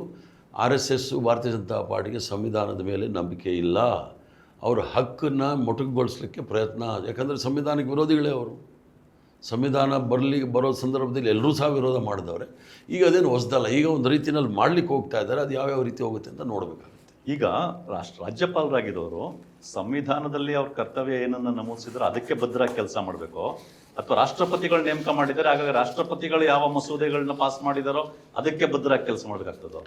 ಈಗ ರಾಷ್ಟ್ರಪತಿಗಳು ಅಂಕಿತ ಹಾಕಿರ್ತಕ್ಕಂಥದ್ದು ಕೇಂದ್ರ ಸರ್ಕಾರದ ಕಾರ್ಯಕ್ರಮಕ್ಕೆ ಅವರು ಅಂಕಿತ ಹಾಕಿರ್ತಾರೆ. ಇವು ರಾಜ್ಯ ಸರ್ಕಾರನ ಪ್ರತಿನಿಧಿಸ್ತಾರೆ. ಈಗ ರಾಜ್ಯ ಸರ್ಕಾರದಲ್ಲಿ ನಾವು ಅದನ್ನು ನಮ್ಮ ರಾಜ್ಯದ ಅನುಕೂಲಕ್ಕೆ ನಾವು ಮಾಡ್ಕೋಬೋದು, ಇಲ್ಲ ಅಂತೇನಿಲ್ಲ. ಆದರೆ ನಾವು ಹೇಳಿದ್ದೇನು ಅಂದರೆ ಅದನ್ನು ನಾವು ಒಪ್ಪಲಿಕ್ಕೆ ಆಗೋದಿಲ್ಲ, ಬಡವ್ರಿಗೆ ಅನುಕೂಲ ಆಗೋದಿಲ್ಲ ಅನ್ನೋ ವಿಚಾರದಲ್ಲಿ ನಾವು ರಿಜೆಕ್ಟ್ ಮಾಡ್ಬೋದು, ಮಾಡಲೇಬೇಕು ಅಂತೇನಿಲ್ಲ. ಆದರೆ ಇವ್ರು ಮಾಡಿರ್ತಕ್ಕಂಥದ್ದು ಬಡ ಜನರ ವಿರೋಧಿ ಕಾರ್ಯಕ್ರಮವನ್ನು ಇವ್ರು ಮಾಡಿದ್ದಾರೆ. ಈಗ ರಾಷ್ಟ್ರಪತಿ ಕೆಲವನ್ನೆಲ್ಲ ಅಂಕಿತನೇ ಹಾಕೋದಿಲ್ಲ. ಈಗಲೂ ಕೂಡ ದ್ವೇಷರ ಭಾಷಣದ ವಿರುದ್ಧ ರಾಜ್ಯಪಾಲರು ಸಿಗ್ನೇಚರ್ ಹಾಕಿಲ್ಲ. ಇವೆಲ್ಲ ನಡೀತಾ ಇರುತ್ತೆ. ಸಾಂವಿಧಾನಿಕವಾಗಿ ನಾವು ಯೋಚನೆ ಮಾಡಿದಾಗ ಈ ಒಂದು ನಡೆ, ರಾಜ್ಯಪಾಲರ ನಡೆ, ಕರ್ನಾಟಕ ರಾಜ್ಯದ ರಾಜ್ಯಪಾಲರ ನಡೆ ಸಂವಿಧಾನದ ವಿರೋಧಿ ನಡೆ, ರಾಷ್ಟ್ರಗೀತೆಯ ವಿರೋಧ ನಡೆ ಅನ್ನೋದನ್ನು ಭಾಳ ಸ್ಪಷ್ಟವಾಗಿ ನಾವು ತೋರಿಸ್ಬೋದು. ಯಾಕಂದರೆ ಪ್ರಪಂಚ ನೋಡಿದೆ, ಅವ್ರು ರಾಷ್ಟ್ರಗೀತೆ ಆಡದೆ ಹೋಗ್ತಾ ಇರೋದು. ಅಷ್ಟು ಅವಸರದ ಕೆಲಸ ಏನಿತ್ತು? ಅವ್ರಿಗೇನಾದರೂ ಹೇಳಬೇಕಾಗಿತ್ತು. ಅವ್ರಿಗೆ ಒಂಥರ ಸ್ಟೀರಿಯೋ ಟೈಪ್, ರಾಹುಲ್ ಗಾಂಧಿಗೆ ಏನೇನೋ ಅಂತ ಇರ್ತಾರೆ, ಅದಕ್ಕೆಲ್ಲ ನಾವು ಭಯ ಬೀಳೋರು ಅಲ್ಲ. ಏನು ಸಂವಿಧಾನ ಇದೆ ಅದು ಆಶಯಗಳನ್ನು ಅದು ಕಾಪಾಡ್ತೀವಿ. ಸರ್, ಈಗ ರಾಜ್ಯಪಾಲರನ್ನು ಬಳಸ್ಕೊಂಡು ದಿನೇ ದಿನೇ ರಾಜ್ಯಗಳ ಮೇಲೆ ಒಕ್ಕೂಟ ಸರ್ಕಾರದ ಹೇರಿಕೆ ಜಾಸ್ತಿ ಆಗ್ತಾ ಇದೆ. ಹಿಂದಿ ಹೇರಿಕೆ ಕೂಡ ಮೊದಲು ಪರೋಕ್ಷವಾಗಿ ಆಗ್ತಾ ಇದ್ದಿದ್ದು ಈಗ ಬರ್ತಾ ಪ್ರತ್ಯಕ್ಷವಾಗಿ ಜಾಸ್ತಿ ಆಗ್ತಾ ಇದೆ. ಅದಕ್ಕೆ ಇತ್ತೀಚಿನ ಉದಾಹರಣೆ ಅಂತಂದರೆ ಎಲ್ಲ ರಾಜ್ಯಗಳಲ್ಲೂ ಇರ್ತಕ್ಕಂಥ ರಾಜಭವನ ಅಂತ ಏನಿತ್ತು ರಾಜ್ಯಪಾಲರ ವಾಸ ಮಾಡ್ತಕ್ಕಂಥದ್ದು, ಅದನ್ನು ಲೋಕಭವನ ಅಂತ ಬದಲಾಯಿಸಿದ್ದಾರೆ. ಅದು ಕೂಡ ಹಿಂದಿ ಹೇರಿಕೆಯ ಭಾಗನೇ. ಈಗ ಅದನ್ನು ಯಾವ ರೀತಿ ನೋಡಬೇಕು? ಲೋಕಭವನ ಅನ್ನೋದನ್ನ ಒಪ್ಪಬೇಕಾ ರಾಜ್ಯ ಸರ್ಕಾರ, ಅಥವಾ ಸರಿಯಾಗಿ ನೋಡಿದ್ರೆ ನಾವು ಕರ್ನಾಟಕದ ಮೂಲದಿಂದ ನೋಡಿದಾಗ ಅದು ರಾಜ್ಯಭವನ ಅನ್ನೋದು ಅತ್ಯಂತ ಸೂಕ್ತವಾಗಿ ಇರ್ತದೆ. ರಾಜ್ಯಭವನ ಅಂತ ಕರಿತಕ್ಕಂಥದ್ದು ಲೋಕಭವನ ಅಂತ ಚೇಂಜ್ ಮಾಡಿದಾರಲ್ಲ, ಇದನ್ನು ಅವ್ರು ಯಾವ ನೋಡಿದ್ದಾರೆ? ಇವರು ಪರಿಕಲ್ಪನೆ ಏನು ಅಂದರೆ, ಹಿಂದಿನಲ್ಲಿ ಲೋಕ ಅಂತಂದರೆ ಜನ ಅಂತಂದೇಳಿ, ಲೋಕಶಾಹಿ ಅಂತಂದರೆ ಜನತಂತ್ರ ಅಂತಂದೇಳಿ. ಸೊ ಲೋಕಪಾಲ್ ಅಂತನೂ ಮಸೂದೆ ಬರುತ್ತಲ್ಲ, ಲೋಕ ಅಂತಂದರೆ ಜನ ಅಂತಂದೇಳಿ ಬರ್ತದೆ. ಆದ್ದರಿಂದ ಇವರು ರಾಜ್ಯ ಅಂತಂದರೆ ರಾಜ ಮನೆತನದ್ದು, ರಾಜರ ಆಳ್ವಿಕೆ ಅಂತ ಇವರು ಅರ್ಥೈಸ್ಕೊಂಡು ಅದನ್ನು ಲೋಕ ಅಂತಂದೇಳಿ ಜನರ ಭವನ ಅಂತ ಬದಲಾಯಿಸಿದ್ದಾರೆ. ಹಾಗೇನೆ ರಾಜಪಥನ ಕರ್ತವ್ಯ ಪಥ ಅಂತ ಮಾಡಿದ್ದಾರೆ. ಆದರೆ ಹೆಸರು ಬದಲಾವಣೆ ಮಾಡೋದ್ರಿಂದ ಮಾತ್ರದಿಂದ ಆಗಿ ಒಳಗಡೆ ಏನಿದೆ ಅಂತ ಅನ್ನೋದು ಬದಲಾಗೋದಿಲ್ಲ. ಒಳಗಡೆ ಇವರು ಏನೇ ಇಟ್ಕೊಂಡು ಹೊರಗಡೆ ಯಾವ ಅಂಗಿಯೋ ಹಾಕ್ಕೊಂಡ್ರೂ ಕೂಡ ಅದು ಸ್ಪಿರಿಟಲ್ಲಿ ಅಕ್ಷರಶಃ ಅದು ಪ್ರತಿಫಲಿಸೋದಿಲ್ಲ. ಈಗ ಫಾರ್ ಎಕ್ಸಾಂಪಲ್ಲು ಈ ಶ್ರೀರಾಮಚಂದ್ರ, ರಾಮ ಈ ದೇಶದ ಜನಪದದಲ್ಲಿ ಹಾಸುಹೊಕ್ಕಾಗಿರೋ ಹೆಸರು. ರಾಮ ಇವನು ದೊಡ್ಡ ಶ್ರೀರಾಮಚಂದ್ರನ ಅಂತ ಹೇಳ್ತಾರೆ, ರಾಮಪ್ಪ ಅಂತ ಹೆಸರಿಟ್ಕೊಳ್ತಾರೆ, ರಾಮಕ್ಕ ಅಂತ ಹೆಸರಿಟ್ಕೊಳ್ತಾರೆ, ರಾಮವ್ವ ಅಂತ ಹೆಸರಿಟ್ಕೊಳ್ತಾರೆ. ಹಳ್ಳಿಗಳಲ್ಲಿ ರಾಮ ಗೊತ್ತು. ಆ ಹಳ್ಳಿಗಳಲ್ಲಿ ಗೊತ್ತಿರೋ ಜನಪದ ರಾಮನಿಗೂ ಇವರು ಪ್ರತಿಪಾದಿಸುವಂಥ ದ್ವೇಷ ಮಾಡುವಂಥ ದ್ವೇಷದ ಪ್ರತೀಕವಾಗಿ ಇವರು ಇಟ್ಕೊಳ್ಳುವಂಥ ಶ್ರೀರಾಮಚಂದ್ರನಿಗೂ ಅಜಗಜಾಂತರ ವ್ಯತ್ಯಾಸ ಇದೆ. ಈಗ ಫಾರ್ ಎಕ್ಸಾಂಪಲ್ ಅವರು VPG ರಾಮ್ಜಿ ಅಂತ ಹೆಸರಿಟ್ಕೊಂಡಿದ್ದಾರೆ. ಇದಕ್ಕೆ ಮಹಾತ್ಮ ಗಾಂಧಿ ಹೆಸರು ತೆಗೆದುಬಿಟ್ಟು ರಾಮನ ಹೆಸರಿಟ್ಕೊಂಡಿದ್ದಾರೆ. ಆದರೆ ಆ ಲೆಟರ್ ಆ್ಯಂಡ್ ಸ್ಪಿರಿಟ್ ಅಂತ ನಾವೇನು ಇಂಗ್ಲೀಷಲ್ಲಿ ಹೇಳ್ತೀವಲ್ಲ, ಅದರ ರಾಮ ಎಲ್ಲರ ಹೃದಯದಲ್ಲೂ ಇದ್ದಾನೆ ಅಂತ ಹೇಳಿದ್ದು ಶ್ರೀರಾಮ, ಮತ್ತು ಮಹಾತ್ಮ ಗಾಂಧಿಯವರು ಪ್ರತಿಪಾದಿಸಿದಂಥ ಶ್ರೀರಾಮ. ಈ ಎರಡು ರಾಮ ಈ VPG ರಾಮ್ಜಿನಲ್ಲಿ ಇದ್ದಾನ? ಇದ್ದಿದ್ದರೆ ಅವನು ಬಡವರ ಹೊಟ್ಟೆ ಮೇಲೆ ಯಾಕೆ ಹೊಡಿತಾ ಇದ್ದ? ಇದು ಬಡವರು ಹೊಟ್ಟೆ ಮೇಲೆ ಹೊಡೆದಿರುವಂಥ VBG ರಾಮ್ಜಿ ಯೋಜನೆ ಏನಿದೆ, ಇದು ಬಡವ್ರ ಮೇಲೆ ಹೊಟ್ಟೆ ಮೇಲೆ ಹೊಡೆದಿರೋವಂಥ ಯೋಜನೆ. ಅದರಲ್ಲಿ ಒಂದೆರಡು ಕಾರಣಗಳನ್ನ ಹರಿಪ್ರಸಾದ್ ಅವರು ಹೇಳಿದ್ದಾರೆ. ಉಳಿದ ಕಾರಣಗಳು ನೋಡಿ, ಫಾರ್ ಎಕ್ಸಾಂಪಲ್ ಅಲ್ಲಿ ಕೂತ್ಕೊಂಡು ಗುಲ್ಬರ್ಗಾದ ಯಾವ ಹಳ್ಳಿಲಾಗ ಏನು ಇದು ಜಾರಿಗೆ ಬರಬೇಕು ಅಂತ ನಿರ್ಧಾರ ಮಾಡೋವಂಥವ್ರು ಅಲ್ಲಿ ಕೂತ್ಕೊಂಡಿರೋರು. ಇಲ್ಲಿರುವಂಥ ಜನಪ್ರಿಯ ಸರ್ಕಾರ ನಾಳೆ BJP ಸರ್ಕಾರನೇ ಬರ್ಬೋದು ರೀ, ಆಗಲೂ ಕೂಡ ನೀವು ಅಲ್ಲಿ ಕೂತ್ಕೊಂಡು ನಿರ್ಧಾರ ಮಾಡ್ತೀರಾ? ಸರ್ವಾಧಿಕಾರಿ ಧೋರಣೆ. ಮತ್ತೊಂದು, ಮತ್ತು ನೀವು ಯಾವುದನ್ನು ಎಷ್ಟು ಖರ್ಚು ಮಾಡ್ತೀರಿ ಅನ್ನೋದು ಅವ್ರು ನಿರ್ಧಾರ ಮಾಡ್ತಾರೆ. ಎಷ್ಟು ಖರ್ಚಾಗುತ್ತೆ, ಎಷ್ಟು ಜನಕ್ಕೆ ಉದ್ಯೋಗ ಕೊಡ್ತೀರಿ ಅನ್ನೋದು ಅವ್ರು ನಿರ್ಧಾರ ಮಾಡ್ತಾರೆ. ಆಮೇಲೆ ಈಗಾಗಲೇ ಅಕಸ್ಮಾತ್ ನೀವೇನಾದ್ರು ಹೆಚ್ಚು ಖರ್ಚು ಮಾಡಿದರೆ ನಿಮ್ಮ ಬೊಕ್ಕಸದಿಂದ ಕೊಡಬೇಕು ಅಂತ ಹೇಳಿದ್ದಾಗಲಿ, 40% ನೀವು ಭರಿಸ್ಬೇಕು ಅಂತ ಹೇಳಿದ್ದಾಗಲಿ, ಮತ್ತು ವರ್ಷದಲ್ಲಿ ಸುಗ್ಗಿಯ ಕಾಲದ 60 ದಿನಗಳಲ್ಲಿ ನೀವು ಕೆಲಸ ನಿಮಗೆ ಅದು ಇದಿರೋದಿಲ್ಲ, VBG ರಾಮ್ಜಿ ಇರಲ್ಲ. ಅಂದರೆ you are thrown at the mercy of landlords. ಈ ದೇಶದಲ್ಲಿ ಈಗ ವಾಪಸ್ ಬರೋಣ ಲೋಕಭವನಕ್ಕೆ. ಜಮೀನ್ದಾರರ ಪಾರ್ಟಿ, ವರ್ತಕರ ಪಾರ್ಟಿ ಅಂತ ಹಿಂದೆ ಜನಸಂಘನ ಕರಿತಾ ಇದ್ದಿದ್ದುಂಟು. ಸೊ ಈ ಪಾರ್ಟಿ ಜಮೀನ್ದಾರರ ಪಾರ್ಟಿ, ವ್ಯಾಪಾರಿಗಳ ಪಾರ್ಟಿ, ವರ್ತಕರ ಪಾರ್ಟಿ ಅಂತ. ಜಮೀನ್ದಾರರ ದೂರ ಏನಾಗಿತ್ತು ಈ ದೇಶದಲ್ಲಿ? ಇವೆ ನರೇಗಾ ತಂದಾಗ ಕೂಲಿ ಆಳುಗಳು ಸಿಗ್ತಾ ಇಲ್ಲಪ್ಪ ಅಂತಂದೇಳಿ ಅನ್ನೋದು ಬಹಳ ದೊಡ್ಡ ದೂರ ಆಗಿತ್ತು. ಆಗ ಅದನ್ನು ಇವರು ಸೆಟ್ರೇಟ್ ಮಾಡಕ್ಕೆ ಕೊಟ್ಟಿದ್ದಾರೆ. ಈ ದೇಶದ ಉದ್ಯಮಿಗಳ ಪರವಾಗಿ, ಈ ದೇಶದ ವರ್ತಕರ ಪರವಾಗಿ, ಈ ದೇಶದ ಭೂಮಾಲೀಕರ ಪರವಾಗಿರುವಂಥ ನೀವು, ಜೊತೆಗೆ ಈ ದೇಶದ ಬಹುತೇಕ ರಾಜರುಗಳು, ಯುವರಾಜರುಗಳು ಜನಸಂಘಕ್ಕೆ ಬಂದರು. ಜನಸಂಘದಲ್ಲಿದ್ದಾರೆ. ರಾಜಮಾತೆಗಳಿದ್ದರು, ಇದರಲ್ಲಿ ಪ್ರಿನ್ಸ್ಗಳಿದ್ದರು, ಯುವರಾಜರಿದ್ದರು, ಇವತ್ತಿಗೂ ಕೂಡ ಇದ್ದಾರೆ. ಸೊ ಆದ್ದರಿಂದ ನೀವು ರಾಜ್ಯ ಭವನ ಅನ್ನೋದನ್ನು ಲೋಕಭವನ ಅಂತ ಬದಲಿಸಿದಾಕ್ಷಣ ನಿಮ್ಮ ಮನಸ್ಸಿನ ಒಳಗಡೆ ಏನಿದೆ ಅದನ್ನು ಬದಲಾಯಿಸೋಕ್ಕಾಗೋದಿಲ್ಲ. ಅದನ್ನ ರಾಜ್ಯಪಾಲ ಮಾತ್ರ ಲೋಕ ವಿರೋಧಿ ನೀತಿಯನ್ನೇ ಇಟ್ಟುಕೊಂಡು, ಆದ್ರೆ ಲೋಕ ಅಂದ್ರೆ ಜನ, ಹಿಂದಿ ಏರಿಕೆ ಕೂಡ ಮಾಡ್ತಾ ಇರ್ತಕ್ಕಂಥ ಲೋಕ ಅಂದ್ರೆ ಜನ ವಿರೋಧ ಅಲ್ಲ. ಇದು ಹಿಂದಿ ಏರಿಕೆ ಅನ್ನೋ ವಿಚಾರದಲ್ಲಿ ಇವರು ಮೊದಲಿಂದ ಅದು RSS ಸ್ಲೋಗನ್ ಇದೆ, ಹಿಂದಿ ಹಿಂದೂಸ್ತಾನ್ ಅಂತ ಹೇಳಿ. ಹಿಂದಿ ರಾಷ್ಟ್ರ ಭಾಷೆ ಅಲ್ಲ. ಹೌದು. 2009ನೇ ಇಸ್ವಿಯಲ್ಲಿ ಗುಜರಾತ್ ಹೈಕೋರ್ಟು ಭಾಳ ಸ್ಪಷ್ಟವಾಗಿ ಹೇಳಿದೆ, ಬೇರೆ ರಾಜ್ಯದ ಹೈಕೋರ್ಟ್ ಬಿಟ್ಬಿಡಿ, ಗುಜರಾತ್ ರಾಜ್ಯದ ಹೈಕೋರ್ಟೇ ಭಾಳ ಸ್ಪಷ್ಟವಾಗಿ ಹೇಳಿದೆ, ಹಿಂದಿ ರಾಷ್ಟ್ರ ಭಾಷೆ ಅಲ್ಲ. ಅದೇನಿದ್ರು ಒಂದು ಅಫಿಷಿಯಲ್ ಲ್ಯಾಂಗ್ವೇಜ್, ಅಧಿಕೃತವಾದ ಭಾಷೆ. ಅದರ ಜೊತೆಗೆ 22 ಅಧಿಕೃತವಾದ ಭಾಷೆ ಇದೆ ಅನ್ನೋದನ್ನು ಸಹ ಇದೆ. ನಾನು ಬೇಕಾದ್ರೆ ಅದು ಭಾಷಣ ನಾನು ಪಾರ್ಲಿಮೆಂಟಲ್ಲಿ ಮಾಡೋದು ಕಳಿಸ್ಕೊಡ್ತೀನಿ. ಆಗ ಹೋಮ್ ಮಿನಿಸ್ಟರ್ ಕಿರಣ್ ರಿಜಿಜು ಇದ್ದರು. ಅವ್ರಿಗೆ ನಾನು ಅಷ್ಟೇ ಹೇಳಿದೆ, ನಾನದು ಪ್ರೈವೇಟ್ ಮೆಂಬರ್ ಬಿಲ್ ವಾಪಸ್ ತಗೋಬೇಕಾದ್ರೆ ನೀನು ಅಶ್ಯೂರೆನ್ಸ್ ಕೊಡು, ಮತ್ತು ಸ್ಪಷ್ಟವಾಗಿ ಹೇಳು. ಒಂದ್ಸಲ ವೆಂಕಯ್ಯ ನಾಯ್ಡು ಅವ್ರು ಹೇಳಿಬಿಟ್ಟಿದ್ರು ಹಿಂದಿ ರಾಷ್ಟ್ರ ಭಾಷೆ ಅಂತ, ಉಪರಾಷ್ಟ್ರಪತಿಯಾಗಿ. ನಾನು ಹೇಳಿದೆ, ನೋಡು ಅವ್ರು ಹೇಳಿದ್ದಾರೆ ರಾಷ್ಟ್ರ ಭಾಷೆ ಅಲ್ಲ ಅಂತ ಹೇಳು, ನಾನು ವಾಪಸ್ ತಗೋತೀನಿ. ಆಮೇಲೆ ಹೇಳಿದ್ರು ಭಾಳ ಸ್ಪಷ್ಟವಾಗಿ, ಹಿಂದಿ ರಾಷ್ಟ್ರ ಭಾಷೆ ಅಲ್ಲ, ಅಧಿಕೃತವಾದ ಭಾಷೆ. ಹಾಗೆ ನೋಡೋ ಕನ್ನಡಕ್ಕೆ ಕನ್ನಡವೇ ರಾಷ್ಟ್ರ ಭಾಷೆ, ಕರ್ನಾಟಕಕ್ಕೆ, ತಮಿಳ್ನಾಡಿಗೆ ತಮಿಳೇ ರಾಷ್ಟ್ರ ಭಾಷೆ, ಆಂಧ್ರದವ್ರಿಗೆ, ತೆಲಂಗಾಣದವ್ರಿಗೆ ತೆಲುಗೇ ರಾಷ್ಟ್ರ ಭಾಷೆ. ಆದರೆ ಇವರು ಹಿಂದಿ ಹೇರಿಕೆ ಇದೆ ನೋಡಿ, 43% ಈ ದೇಶದಲ್ಲಿ ಹಿಂದಿ ಮಾತಾಡೋ ಜನ ಇರ್ತಕ್ಕಂಥವ್ರು. ಆಯಿತು, ಇವರೇನು ಹೇಳೋದು, ಹಿಂದಿ ಮಾತಾಡಿದ್ರೆ ವ್ಯವಹಾರಕ್ಕೆ ಭಾಳ ಅನುಕೂಲ ಆಗುತ್ತೆ, ಅಭಿವೃದ್ಧಿಗೆ ಭಾಳ ಅನುಕೂಲ ಆಗುತ್ತೆ ಅಂತ ಹೇಳಿ. ಹಿಂದಿ ರಾಜ್ಯಗಳ, ನಾನು ಅಷ್ಟೊಂದು ದೊಡ್ಡ ಆರ್ಥಿಕ ತಜ್ಞ ಅಲ್ಲ, ಹಿಂದಿ ರಾಜ್ಯಗಳ ಅಭಿವೃದ್ಧಿ, UP, ಬಿಹಾರ್, ಮಧ್ಯಪ್ರದೇಶ್ ಇವೆಲ್ಲ ಇದೆ ನೋಡಿ, ಅದನ್ನು ಯಾವುದಾದ್ರೂ ಒಂದು ರಾಜ್ಯ ದಕ್ಷಿಣ ಭಾರತದಲ್ಲಿ ಹೋಲಿಸಿ ನೋಡೋಣ. ನಾನು ಹೇಳಬೇಕಾದ್ರೆ ಮೆಜಾರಿಟಿ ಹಿಂದಿ ಮಾತಾಡೋ ರಾಜ್ಯ ಭಾಷೆ ಇದೆಯಲ್ಲ, ಅದು ರೋಗಗ್ರಸ್ತ ರಾಜ್ಯಗಳು. ಅಂದರೆ ನಾವು ಹೇಳ್ತೀವಲ್ಲ, ಬಿಮಾರು ಸ್ಟೇಟ್ ಅಂತ ಹಿಂದಿನಲ್ಲಿ ಕರೀತಾರೆ. ರೋಗಗ್ರಸ್ತ. ನಾವು 100 ರೂಪಾಯಿ ಕೊಟ್ಟರೆ 13 ರೂಪಾಯಿಗೆ ವಾಪಸ್ ತಗೋತೀವಿ. ಅವರು 100 ರೂಪಾಯಿಗೆ ಅವ್ರು 10,000 ರೂಪಾಯಿ ತಗೊಳ್ಳೋ ಪರಿಸ್ಥಿತಿಯಲ್ಲಿ ಇದ್ದಾರೆ.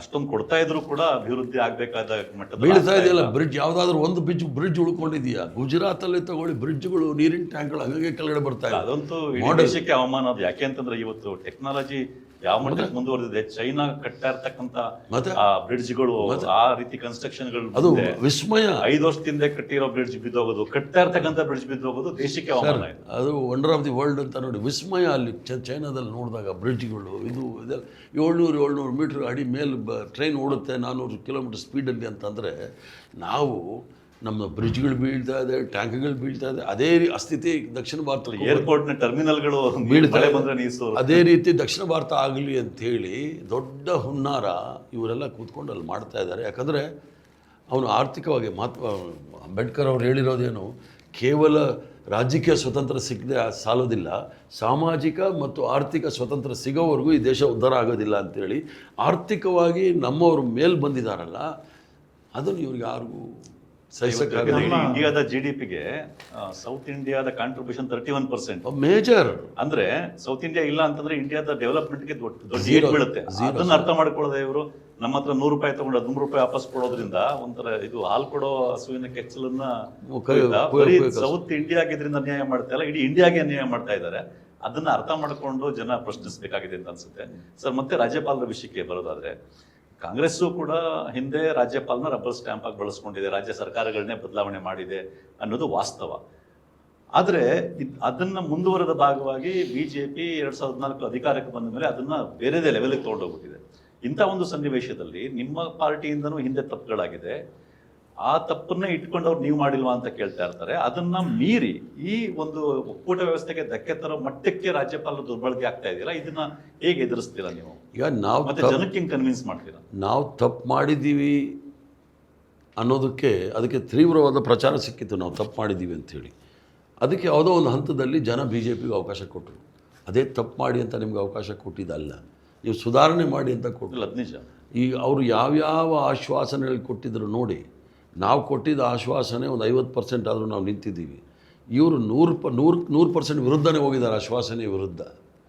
ಅದು ಯಾವುದೇ ವಿಚಾರ ತೆಗೆದುಕೊಳ್ಳಿ, ಉದ್ಯೋಗ ಇರ್ಬೋದು, ಮಹಿಳೆಯರ ಸುರಕ್ಷತೆ ಇರ್ಬೋದು, ಯಾವುದೇ ವಿಚಾರ, ರೈತರಿಗೆ MSP ಕೊಡ್ತೀವಿ ಬ್ಲ್ಯಾಕ್ ಮನಿ ಇರ್ಬೋದು, 2024 ರೈತರ ಆದಾಯವನ್ನು ಡಬಲ್ ಮಾಡ್ತೀವಿ ಅಂತ, ದ್ವಿಗುಣ ಮಾಡ್ತೀವಿ ಅಂತೆಲ್ಲ ಹೇಳಿದ್ರು. ಏನೂ ಆಗಿಲ್ಲ. ಇವ್ರಿಗೆ ರಾಜ್ಯದ ಮತ್ತು ರಾಷ್ಟ್ರದ ಅಭಿವೃದ್ಧಿ ಬಗ್ಗೆ ಚಿಂತೆ ಇಲ್ಲ. ಇವರಿಗೆ ಧರ್ಮಾಧಾರಿತ ರಾಜಕಾರಣ ಮಾಡೋರಿಗೆ ಅದು ಕೇವಲ ಕಪಿಮುಷ್ಟಿ. ಮೊದಲಿತ್ತಲ್ಲ, ಕೇವಲ ಒಂದು 3 ಸಮುದಾಯಗಳಲ್ಲಿ ಮಾತ್ರ, ಬಾಕಿಯವ್ರನ್ನೆಲ್ಲ ಗುಲಾಮರಾಗಿ ಮಾಡ್ತಕ್ಕಂಥ ಕೆಲಸ. ಅದರಲ್ಲೂ ಹೇಳೇ ಬಿಡ್ತೀನಿ ನೋಡಿ, ಬ್ರಾಹ್ಮಣರು, ಕ್ಷತ್ರಿಯರು, ವೈಶ್ಯರು ಅವ್ರದ್ದೇ ಈ ದೇಶ ಅಂದ್ಕೊಂಡ್ಬಿಟ್ಟಿದ್ದಾರೆ. ನಾವೆಲ್ಲ ಶೂದ್ರರು, ದಲಿತರು ಯಾರಿದ್ದೀವಿ, ನಾವೆಲ್ಲ ಗುಲಾಮರು ಅನ್ನೋ ಥರ ಬಿಂಬಿಸಲಿಕ್ಕೆ ಪ್ರಯತ್ನ ಮಾಡ್ತಾರೆ. ಅದು ಯಾವ್ಯಾವ ರೀತಿ ಹೋಗುತ್ತೆ ಅನ್ನೋದು ಆಗಿನ ಕಾಲ ಬೇರೆ. ಈಗ ಎಲೆಕ್ಟ್ರಾನಿಕ್ ಯುಗದಲ್ಲಿ, ಡಿಜಿಟಲ್ ಯುಗದಲ್ಲಿ ಪ್ರತಿಯೊಬ್ಬನೂ ಸಹ ನೋಡ್ತಾ ಇರ್ತಾನೆ ದಬ್ಬಾಳಿಕೆ, ಇವ್ರು ಮಾಡ್ತಕ್ಕಂಥ ದೌರ್ಜನ್ಯಗಳು, ಅದು ಎಲ್ಲೋ ಒಂದು ಕಡೆ ಆಗುತ್ತೆ. ಅದಕ್ಕೋಸ್ಕರ ನೀವು ಬಾಂಗ್ಲಾದೇಶಲ್ಲಿ ಏನಾಯಿತು, ಪ್ರೈಮ್ ಮಿನಿಸ್ಟರ್ ಮನೆಗೆ ನುಗ್ಗಿ ಬೆಡ್ರೂಮಲ್ಲಿ ನುಗ್ಗಿ ಬೆಂಕಿ ಹಾಕಿದ್ರಲ್ಲ. ನೀವು ಇದರಲ್ಲಿ ಶ್ರೀಲಂಕಾದಲ್ಲಿ ಆಯ್ತಲ್ಲ, ಇರಾಕಲ್ಲಿ ಆಯ್ತಲ್ಲ, ನೇಪಾಳಲ್ಲಿ ಆಯ್ತಲ್ಲ, ರಾಜಮನೆ ಅರಮನೆಗೆ ನುಗ್ಗಿ ಬೆಂಕಿ ಹಾಕ್ಬಿಟ್ರು. ಜನ ಕಾಯ್ತಾ ಇರ್ತಾರೆ, ಜನಗಳನ್ನ ಮೂರ್ಖರು ಅಂತ ಹೇಳ್ಬಿಡಿ. ಯಾಕಂದರೆ ಜನಗಳಿಗೆ RSS ಟ್ರೈನಿಂಗ್ ಕೊಡ್ತಾರೆ. 3 ತಿಂಗಳು ಸುಳ್ಳನ್ನ ಯಾವ ರೀತಿ ಸತ್ಯ ಅಂತ ಹೇಳೋಕ್ಕೆ ಟ್ರೈನಿಂಗ್ ಕೊಡ್ತಾರೆ. ಆಮೇಲೆ ಸತ್ಯನ ಸುಳ್ಳು ಅಂತ ಹೆಂಗೆ ಹೇಳ್ಬೇಕು ಅನ್ನೋದನ್ನು ಟ್ರೈನಿಂಗ್ ಕೊಡ್ತಾರೆ. ಇದು 6 ತಿಂಗಳು ಟ್ರೈನಿಂಗು ಅವ್ರದ್ದು, ಡಾಕ್ಟ್ರೇಟ್ ಎಲ್ಲರೂ ಸುಳ್ಳು ಸತ್ಯ ಹೇಳೋದ್ರಲ್ಲಿ. ಅದರಿಂದ ದೇಶಕ್ಕೆ ಏನೇನು ಅನಾಹುತ ಆಗ್ತಾಯಿದೆ ಅನ್ನೋದು ಯಾರೂ ಸಹ ನೋಡ್ತಾ ಇಲ್ಲ. ನೀವು ಒಂದೊಂದೇ ಕೇಸ್ಗಳು ತಗೊಳ್ಳಿ. ಇದು ಯಾಕೆ ಹೇಳ್ತಾ ಇದ್ದೀನಿ ಅಂದರೆ, ಸಂವಿಧಾನಕ್ಕೆ ನಂಬಿಕೆ ಇಲ್ಲ ಅಂದರೆ, ಕುಲ್ದೀಪ್ ಸೆಂಗರ್ 7 ವರ್ಷಕ್ಕೆ ಅವನು ಈಚೆ ಬರ್ತಾನೆ. ಹೆಣ್ಮಗು ಕೆಲಸ ಹುಡ್ಕಕ್ಕೆ ಹೋಗಿದ್ದವಳ ಮೇಲೆ ಅತ್ಯಾಚಾರ ಆಗುತ್ತೆ. ಅತ್ಯಾಚಾರದವಳು ಏನು ಮಾಡ್ತಾಳೆ, ಅವ್ರ ಅಪ್ಪನಿಗೆ ಹೋಗಿ ಹೇಳ್ತಾಳೆ ಹಿಂಗಾಗಿದೆ ಅಂತ. ಅಪ್ಪ ಏನು ಮಾಡ್ತಾನೆ, ಕಂಪ್ಲೇಂಟ್ ಕೊಡೋಕ್ಕೆ ಹೋದರೆ ಸ್ಟೇಷನಲ್ಲಿ ಹಿಡಿದು ನಿಂತರ ಇಲ್ಲಿಗಲ್ ವೆಪನ್ ಇತ್ತದ್ದು ಓಡಿ ಸಾಯಿಸ್ಬಿಡ್ತಾರಲ್ಲ. ಯಾವ ಸಮಾಜ ಇದು?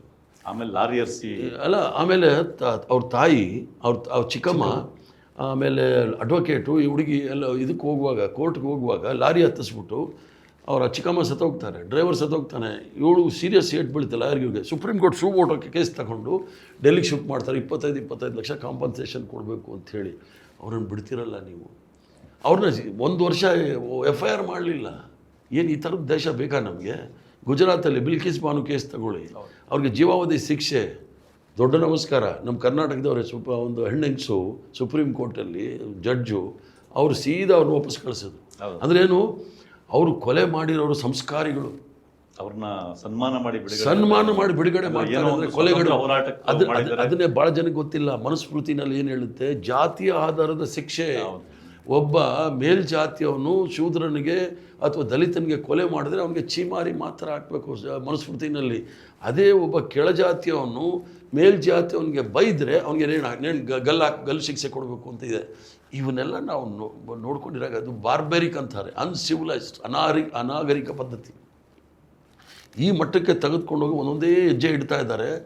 ನಾವೇನಾದರೂ ಎಚ್ಚರಗೊಳ್ಳಲಿಲ್ಲ ಅಂದರೆ ಏನು ನಮ್ಮ ಪೂರ್ವಜರು ಈ ದೇಶಕ್ಕೆ ಸ್ವತಂತ್ರ ಕೊಟ್ಟು ಸಂವಿಧಾನವನ್ನು ಕೊಟ್ಟು ಜನರ ಮಹಾತ್ಮ ಗಾಂಧಿಯವರ ಗ್ರಾಮ ಸ್ವರಾಜ್ಯ ಅಂತ ನೀವು ಅದು ಮರೆತುಬಿಟ್ರಿ ನಾನು ಹೇಳೋದು.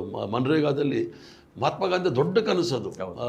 ಗ್ರಾಮ ಸ್ವರಾಜ್ಯದಲ್ಲಿ ಪ್ರತಿಯೊಬ್ಬನ ಕಣ್ಣಲ್ಲಿರ್ತಕ್ಕಂಥ ನೀರನ್ನು ಒರೆಸ್ತಕ್ಕಂಥ ಕೆಲಸ ಆಗಬೇಕು, ಅವನ ಉದ್ಯೋಗ ಅಲ್ಲೇ ಸಿಗಬೇಕು, ಗ್ರಾಮೋದ್ಯೋಗಕ್ಕೆ ಹೆಚ್ಚಿನ ಒತ್ತನ್ನು ಕೊಡಬೇಕು ಅಂತೇಳಿ ಮಾಡಿದ್ದು ಅಂತ್ಯೋದಯ ಅಂತೆಲ್ಲ ಮಾಡಿ ಇವತ್ತು ಅದಕ್ಕೆಲ್ಲ ನೀವು ನೀರಿಗೆ ಬಿಡ್ತಾ ಇದ್ದೀರಿ.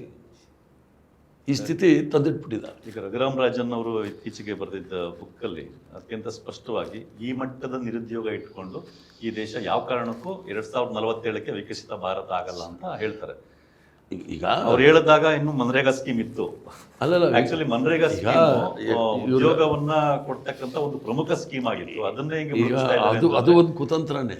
ಅವರು GDPನೂ ಕೂಡ ಅದು ಒಂದು ಕುತಂತ್ರನೇ. ಯಾಕಂದರೆ ಈಗಲೂ ಹೇಳ್ತಾರೆ, ಇದು ಯಾವುದೋ ನೆನ್ನೆ ಯಾರೋ ಬಿಜಾಪುರಲ್ಲಿ ಭಾಷಣ ಮಾಡಿದ್ದಾರೆ, ಈ ದೇಶ ಝೀರೋನ ಹುಡುಕಿತ್ತು, ಸಂಶೋಧನೆ ಮಾಡಿತ್ತು, ಮತ್ತು ಪುಷ್ಪಕ ವಿಮಾನವನ್ನು ಕಂಡುಹಿಡಿದ್ರು ಅಂತ.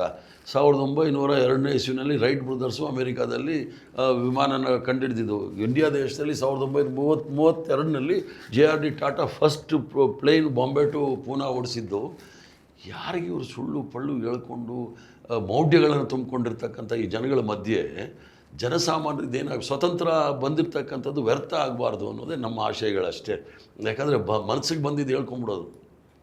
ಅದರಿಂದ 2047 ಅಂದರೆ ನಾವು ಯಾರಿಗಾದ್ರೂ ಭವಿಷ್ಯ ಹೇಳ್ಬಿಟ್ಟಿರ್ತಾರೆ ನೋಡಿ. ಹುಡುಗನಿಗೆ ಪಾಪ ಅವನೇನು 18 ವರ್ಷ ಇರುತ್ತೆ, ನೀನು ಯೋಚನೆ ಮಾಡಬೇಕಾದಿಲ್ಲಯ್ಯ, ನಿನಗೆ ಒಳ್ಳೆ ಮಾವ ಸಿಗ್ತಾನೆ, ನೀನು ಕೂತ್ಕೊಂಡು ತಿನ್ಬೋದು ಅಂದರೆ ಅವನು ಓದೋದು ಬಿಟ್ಬಿಡ್ತಾನೆ, ಕೆಲಸ ಮಾಡೋದು ಬಿಟ್ಬಿಡ್ತಾನೆ. ಸರ್, ಈಗ ಮೊನ್ನೆ ವಿಧಾನ ಪರಿಷತ್ತಲ್ಲಿ ಚರ್ಚೆ ಸಮಯದಲ್ಲಿ ತಾವು ಒಂದು ಮುಖ್ಯವಾದ ವಿಷಯ ಚರ್ಚೆಗೆ ತರ್ತೀರ. ಏನಂತ ಅಂತಂದ್ರೆ, ಭಾರತದ ಸಂವಿಧಾನ ಏನು ರಚನೆ ಆಯಿತು November 26, 1949. ಅದಾದ ರಚನೆ ಆದ ಅಂದ್ರೆ ಸಂವಿಧಾನದ ಇದು ಅರ್ಪಿಸಲ್ಪಟ್ಟ 4 ಜನಕ್ಕೆ ಆರ್ಗನೈಸರ್ನಲ್ಲಿ ಬರೀತಾರೆ, ಇದು ನಮ್ಮ ದೇಶದಲ್ವೇ ಅಲ್ಲ, ಇಲ್ಲಿ ದೇಶೀಯವಾದದ್ದು ಯಾವುದೂ ಇಲ್ಲ, ಎಲ್ಲ ಪ್ರದೇಶದಿಂದ ಎರವಲು ತಂದಿರತಕ್ಕಂಥದ್ದು ಇದೆ, ನಮ್ಮ ಸಂಸ್ಕೃತಿ ಇಲ್ಲ ಇದರಲ್ಲಿ, ಮನುಧರ್ಮಶಾಸ್ತ್ರ ಆಗಬೇಕಾಗಿತ್ತು ಅನ್ನೋ ಇದ್ರಲ್ಲಿ ಬರೀತಾರೆ. ಅದನ್ನು ನೀವು ಹೇಳ್ತೀರಾ. ಮುಂದುವರೆದು ನೀವು ಹೇಳ್ತೀರಾ, ಅದೇ ಸಮಯದಲ್ಲಿ ಇದೇ ಕಾರಣ ಇಟ್ಕೊಂಡು RSSನವರು ಅಥವಾ ಹಿಂದೂ ಮಹಾಸಭಾದವರು ರಾಮಲೀಲಾ ಮೈದಾನದ ಸಂವಿಧಾನ ಪ್ರತಿಯನ್ನು ಸುಟ್ಟರು ಅಂತ ಹೇಳ್ತೀರಾ. ಹಂಗೆ ಹೇಳಿದಾಗ BJPಯ ಕೆಲವರು ಅದಕ್ಕೆ ಸಾಕ್ಷಿ ಕೊಡಿ, ಇಲ್ಲಾಂದ್ರೆ ರಾಜೀನಾಮೆ ಕೊಡಿ ಅಂತ ಹೇಳ್ತಾರೆ. ಆ ಒಂದು ಸಂವಿಧಾನ ಪ್ರತಿ ಸುಟ್ಟಿದ್ದಕ್ಕೆ ತಾವು ಸಾಕ್ಷಿ ಕೊಡ್ತೀನಿ ಅಂತ ಹೇಳಿದಿರಿ. ಆ ಸಂದರ್ಭದಲ್ಲಿ ನಡೆದಂಥ ವಿಷಯಗಳನ್ನ ನೀವು ಜನತೆ ಅದೇನಾಯಿತು ಅಂದರೆ, ಸಂವಿಧಾನದ ಬಗ್ಗೆ ಅದೊಂದು ಇದಿದೆ. ಭಾರತೀಯ ಜನತಾ ಪಾರ್ಟಿ RSS ಅವರು ಭಾಳ ಇದಾಗಿ ಹೇಳ್ತಾ ಇರ್ತಾರೆ, ನೀವೇ ಅಂಬೇಡ್ಕರ್ ಅವ್ರ ವಿರುದ್ಧ ಮಾಡಿದ್ರಿ ಅಂತ. ನೆಹರೂರವರು ಅಂಬೇಡ್ಕರ್ ಅವ್ರಿಗೆ ಹೇಳಿದ್ರು, ನೀವು ಕಾಂಗ್ರೆಸ್ ಪಕ್ಷದ ಟಿಕೆಟಲ್ಲಿ ನಿಂತ್ಕೊಳ್ಳಿ, ಆರ್ಸ್ ಬನ್ನಿ ಅಂತ. ಇಲ್ಲ, ನಾನು ನಿಲ್ಲಕ್ಕಾಗೋದಿಲ್ಲ, ನಾನು ನನ್ನದೇ ಬೇರೆ ಪಾರ್ಟಿ ಇರೋದರಿಂದ, ಅವರು ಸೆಕ್ಯುಲರ್ ಫ್ರಂಟ್ ಅಂತ ಯಾವುದೋ ಒಂದು ಪಾರ್ಟಿ ಇತ್ತು ಅಂತ ಕಾಣುತ್ತೆ, ಅದರಲ್ಲಿ ನಿಲ್ತೀವಿ ಅಂತ ಹೇಳೋರು ಹೋದಾಗ ಪ್ರಜಾಪ್ರಭುತ್ವದಲ್ಲಿ ಅವ್ರ ವಿರುದ್ಧ ಕ್ಯಾಂಡಿಡೇಟ್ ಹಾಕಿದ್ರು. ಅದಕ್ಕೆ ವಿರುದ್ಧ ಮಾಡಿದ್ದು ಯಾರು? ಸಾವರ್ಕರ್ ಮತ್ತು ಡಾಂಗೆ ಅವರು, ಕಾಂಗ್ರೆಸ್ ಪಕ್ಷ ಅಲ್ಲ. ಆದರೆ ಆ ಸಂದರ್ಭದಲ್ಲಿ ಅಂಬೇಡ್ಕರ್ ಅವರು ಏನು ಸಂವಿಧಾನವನ್ನು ಕಾನ್ಸ್ಟಿಟ್ಯೂಂಟ್ ಅಸೆಂಬ್ಲಿನಲ್ಲಿ ಒಪ್ಕೊಂಡಾಗ RSS ಅವರು, ಆಗ ಗೋಲ್ವರ್ಕರ್ ಅವರು ಹೇಳ್ತಾರೆ, ಗೋಲ್ವರ್ಕರ್ ಅವ್ರು ಏನು ಹೇಳ್ತಾರೆ, ಇದು ಪಾಶ್ಚಿಮಾತ್ಯ ದೇಶದಲ್ಲಿರ್ತಕ್ಕಂಥ ಅಂಶಗಳನ್ನು, ಪಾಶ್ಚಿಮಾತ್ಯ ಸಂಸ್ಕೃತಿಯನ್ನು ನಮ್ಮ ಈ ಒಂದು ರಾಷ್ಟ್ರದಲ್ಲಿ ಹೇರ್ಲಿಕ್ಕೆ ಪ್ರಯತ್ನ ಮಾಡ್ತಾ ಇದ್ದಾರೆ. ಇಲ್ಲಿ ಯಾವುದೇ ರೀತಿಯ ಮನುಸ್ಮೃತಿ ಆಶಯಗಳು ಇರಬೇಕಾಗಿತ್ತು, ಅದಿಲ್ಲ, ಅದರಿಂದ ನಾವು ವಿರುದ್ಧ ಮಾಡ್ತೀವಿ ಅಂಥೇಳಿ ಅದೇ ಸಂದರ್ಭದಲ್ಲಿ ರಾಮಲೀಲಾ ಮೈದಾನದಲ್ಲಿ ದೊಡ್ಡ ಇದು ಒಂದು ಸಭೆ ಮಾಡಿ ಈ ಸಂವಿಧಾನವನ್ನು ಸುಡ್ತಾರೆ. ಅಲ್ಲ, ಅಂಬೇಡ್ಕರ್ ಅವ್ರು ನೀವು ಯಾವತ್ತೂ ಸಹ ಒಪ್ಪೋಕ್ಕೆ ಸಾಧ್ಯನೇ ಇಲ್ಲ. ಅವ್ರದ್ದು ಹೇಳಿಕೆಗಳನ್ನೆಲ್ಲ ನೀವು ನೋಡಿದಾಗ ಗೊತ್ತಾಗುತ್ತೆ. ಆದರೆ ಅದರ ಜೊತೆಗೆ ತ್ರಿವರ್ಣ ಧ್ವಜವನ್ನು ಸಹ ಒಪ್ಪಲಿಲ್ಲ. 3 ಬಣ್ಣ ಹಿಂದೂ ಧರ್ಮಕ್ಕೆ ಅದು ಅಶುಭ, ಅದರಿಂದ 2 ಬಣ್ಣ ಬೇಕು ಅಂತ ಅಂದವರು.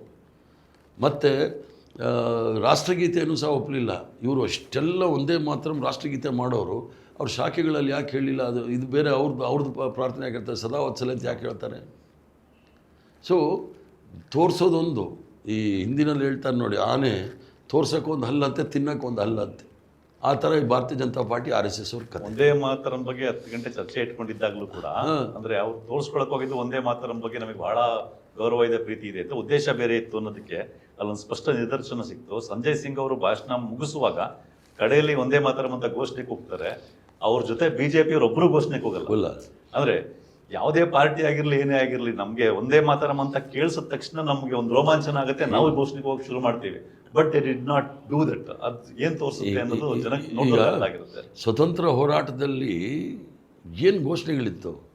ಸ್ವತಂತ್ರ ಭಾರತಕ್ಕೆ ಜಯವಾಗಲಿ, ಒಂದೇ ಮಾತರಂ ಅಂದರೆ ಕೋಮು ಸೌಹಾರ್ದತೆ ಅಂದರೆ ಒಂದೇ ಮಾತರಂ ಅನ್ನೋರು, ಕೋಮಿ ನಾರ ಒಂದೇ ಮಾತರಂ, ಇನ್ಕಲಾಬ್ ಜಿಂದಾಬಾದ್, ಈ 3 ಸ್ಲೋಗನ್ನು ಇದ್ದಿದ್ದು ಯಾವ ಬಂದ್ಬಿಟ್ಟಿದೆ, ಎಲ್ಲಿಗೆ ಬಂದ್ಬಿಟ್ಟಿದೆ? ಜೈ ಮಹಾರಾಷ್ಟ್ರ, ಜೈ ಕರ್ನಾಟಕ, ಜೈ ಶ್ರೀರಾಮ್ ಕೊಂಡು 28 ಸ್ಲೋಗನ್ ಬಂದ್ಬಿಟ್ಟಿದೆ. ಈ 3 ಸ್ಲೋಗನ್ ಮರ್ತೇ ಹೋಗ್ಬಿಟ್ಟಿದ್ದಾರೆ.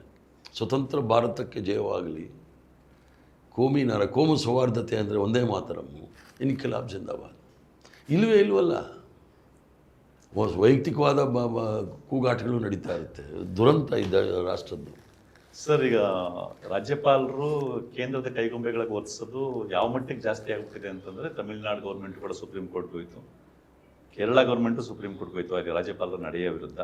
ಸುಪ್ರೀಂ ಕೋರ್ಟು ಶುರುವಿನಲ್ಲಿ ತನ್ನ ಮಧ್ಯಂತರ ಇದರಲ್ಲಿ 3 ತಿಂಗಳೊಳಗಡೆ ಬಿಲ್ ಪಾಸ್ ಮಾಡಲೇಬೇಕು ಅಂತ ಹೇಳಿದ್ರು ಕೂಡ ಅಂತಿಮ ತೀರ್ಪಿನಲ್ಲಿ ಪುನಃ ರಾಜ್ಯಪಾಲರು ಯಾವಾಗ ಬೇಕಾದ್ರೂ ಬಿಲ್ನ ಎಷ್ಟು ದಿನ ಬೇಕಾದ್ರೂ ಇಟ್ಕೋಬೋದು ಅನ್ನೋ ಒಂದು ರೀತಿ ಒಕ್ಕೂಟ ವ್ಯವಸ್ಥೆಗೆ ವಿರುದ್ಧವಾದ ತೀರ್ಪನ್ನು ಕೊಡ್ತು. ಈ ರೀತಿ ಸನ್ನಿವೇಶ ಇದ್ದಾಗ ಈ ರಾಜ್ಯಪಾಲರು ಇಷ್ಟೊಂದು ಅದರಲ್ಲೂ ವಿರೋಧ ಪಕ್ಷಗಳ ಆಡಳಿತ ನಡೆಸ್ತಾ ಇರೋ ಕಡೆ ರಾಜ್ಯಪಾಲರು ಈ ರೀತಿ ನಡ್ಕೊಂಡ್ರೆ ರಾಜ್ಯಗಳ ಅಭಿವೃದ್ಧಿಯ ಕಥೆ ಏನು?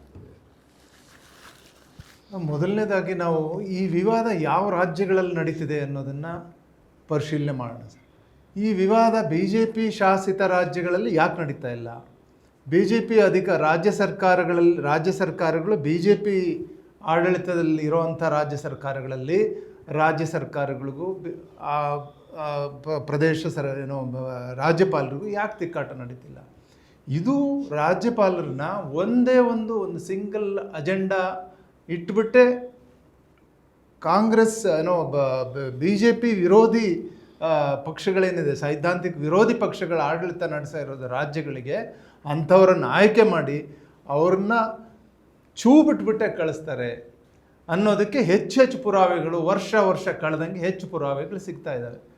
ಸೊ ಇದು ಒಕ್ಕೂಟ ಸರ್ಕಾರ ಮತ್ತು ಈ ಗಣತಂತ್ರ ಅಂತ ಅನ್ನೋದೊಂದು ಪದ ಏನಿದೆ, ರಿಪಬ್ಲಿಕ್, ಫೆಡರಲ್ ಅನ್ನೋ ಶಬ್ದಗಳಿಗೆ ಅರ್ಥ ಕಳ್ಕೊಂಡೋಗಿದೆ. ಮೊನ್ನೆ ತಾನೇ ನಾವು ಗಣರಾಜ್ಯ ಆಚರಿಸಿದ್ವಿ. ಇದರಲ್ಲಿ ರಾಜ್ಯ ಇದೆ, ಗಣ ಇಲ್ಲ. ಗಣ ಅಂದರೆ ಜನರ ರಾಜ್ಯ, ಗಣರಾಜ್ಯ. ಇದರಲ್ಲಿ ಗಣ ಇಲ್ಲದೆ ಹೋಗಿದೆ, ಬರೀ ರಾಜ್ಯ ಉಳಿದಿದೆ. ಹಾಗೆ ರಾಜ್ಯಪಾಲರನ್ನ ಕಳಿಸ್ಬಿಟ್ಟು ಒಟ್ಟಾರೆ ಇವರ ರಾಜಕೀಯ ಬೇಳೆ ಬೇಯಿಸ್ಕೊಳ್ಳೋಕ್ಕೆ, ಇವರ ರಾಜಕೀಯ ಕಾರ್ಯಸೂಚಿನ ಒಂದು ದೇಶ, ಒಂದು ಭಾಷೆ, ಒಂದು ದೇಶ, ಒಂದು ಧರ್ಮ, ಒಂದು ಆಹಾರ ಪದ್ಧತಿ, ಒಂದು ದೇಶ, ಒಂದು ಉಡುಪು, ಒಂದು ಗೀತೆ, ಒಂದು ಚುನಾವಣೆ, ಒಂದು ದೇಶ, ಈ ಥರ ಮಾಡಿ ಈ ದೇಶದ ಆತ್ಮ ವಿವಿಧತೆಯಲ್ಲಿ ಏಕತೆ ಅನ್ನೋ ಮಾತು ಈ ದೇಶದ ಆತ್ಮ ಅನ್ನೋದನ್ನ ಮರೆತು ಬಿಟ್ಟಿದ್ದಾರೆ.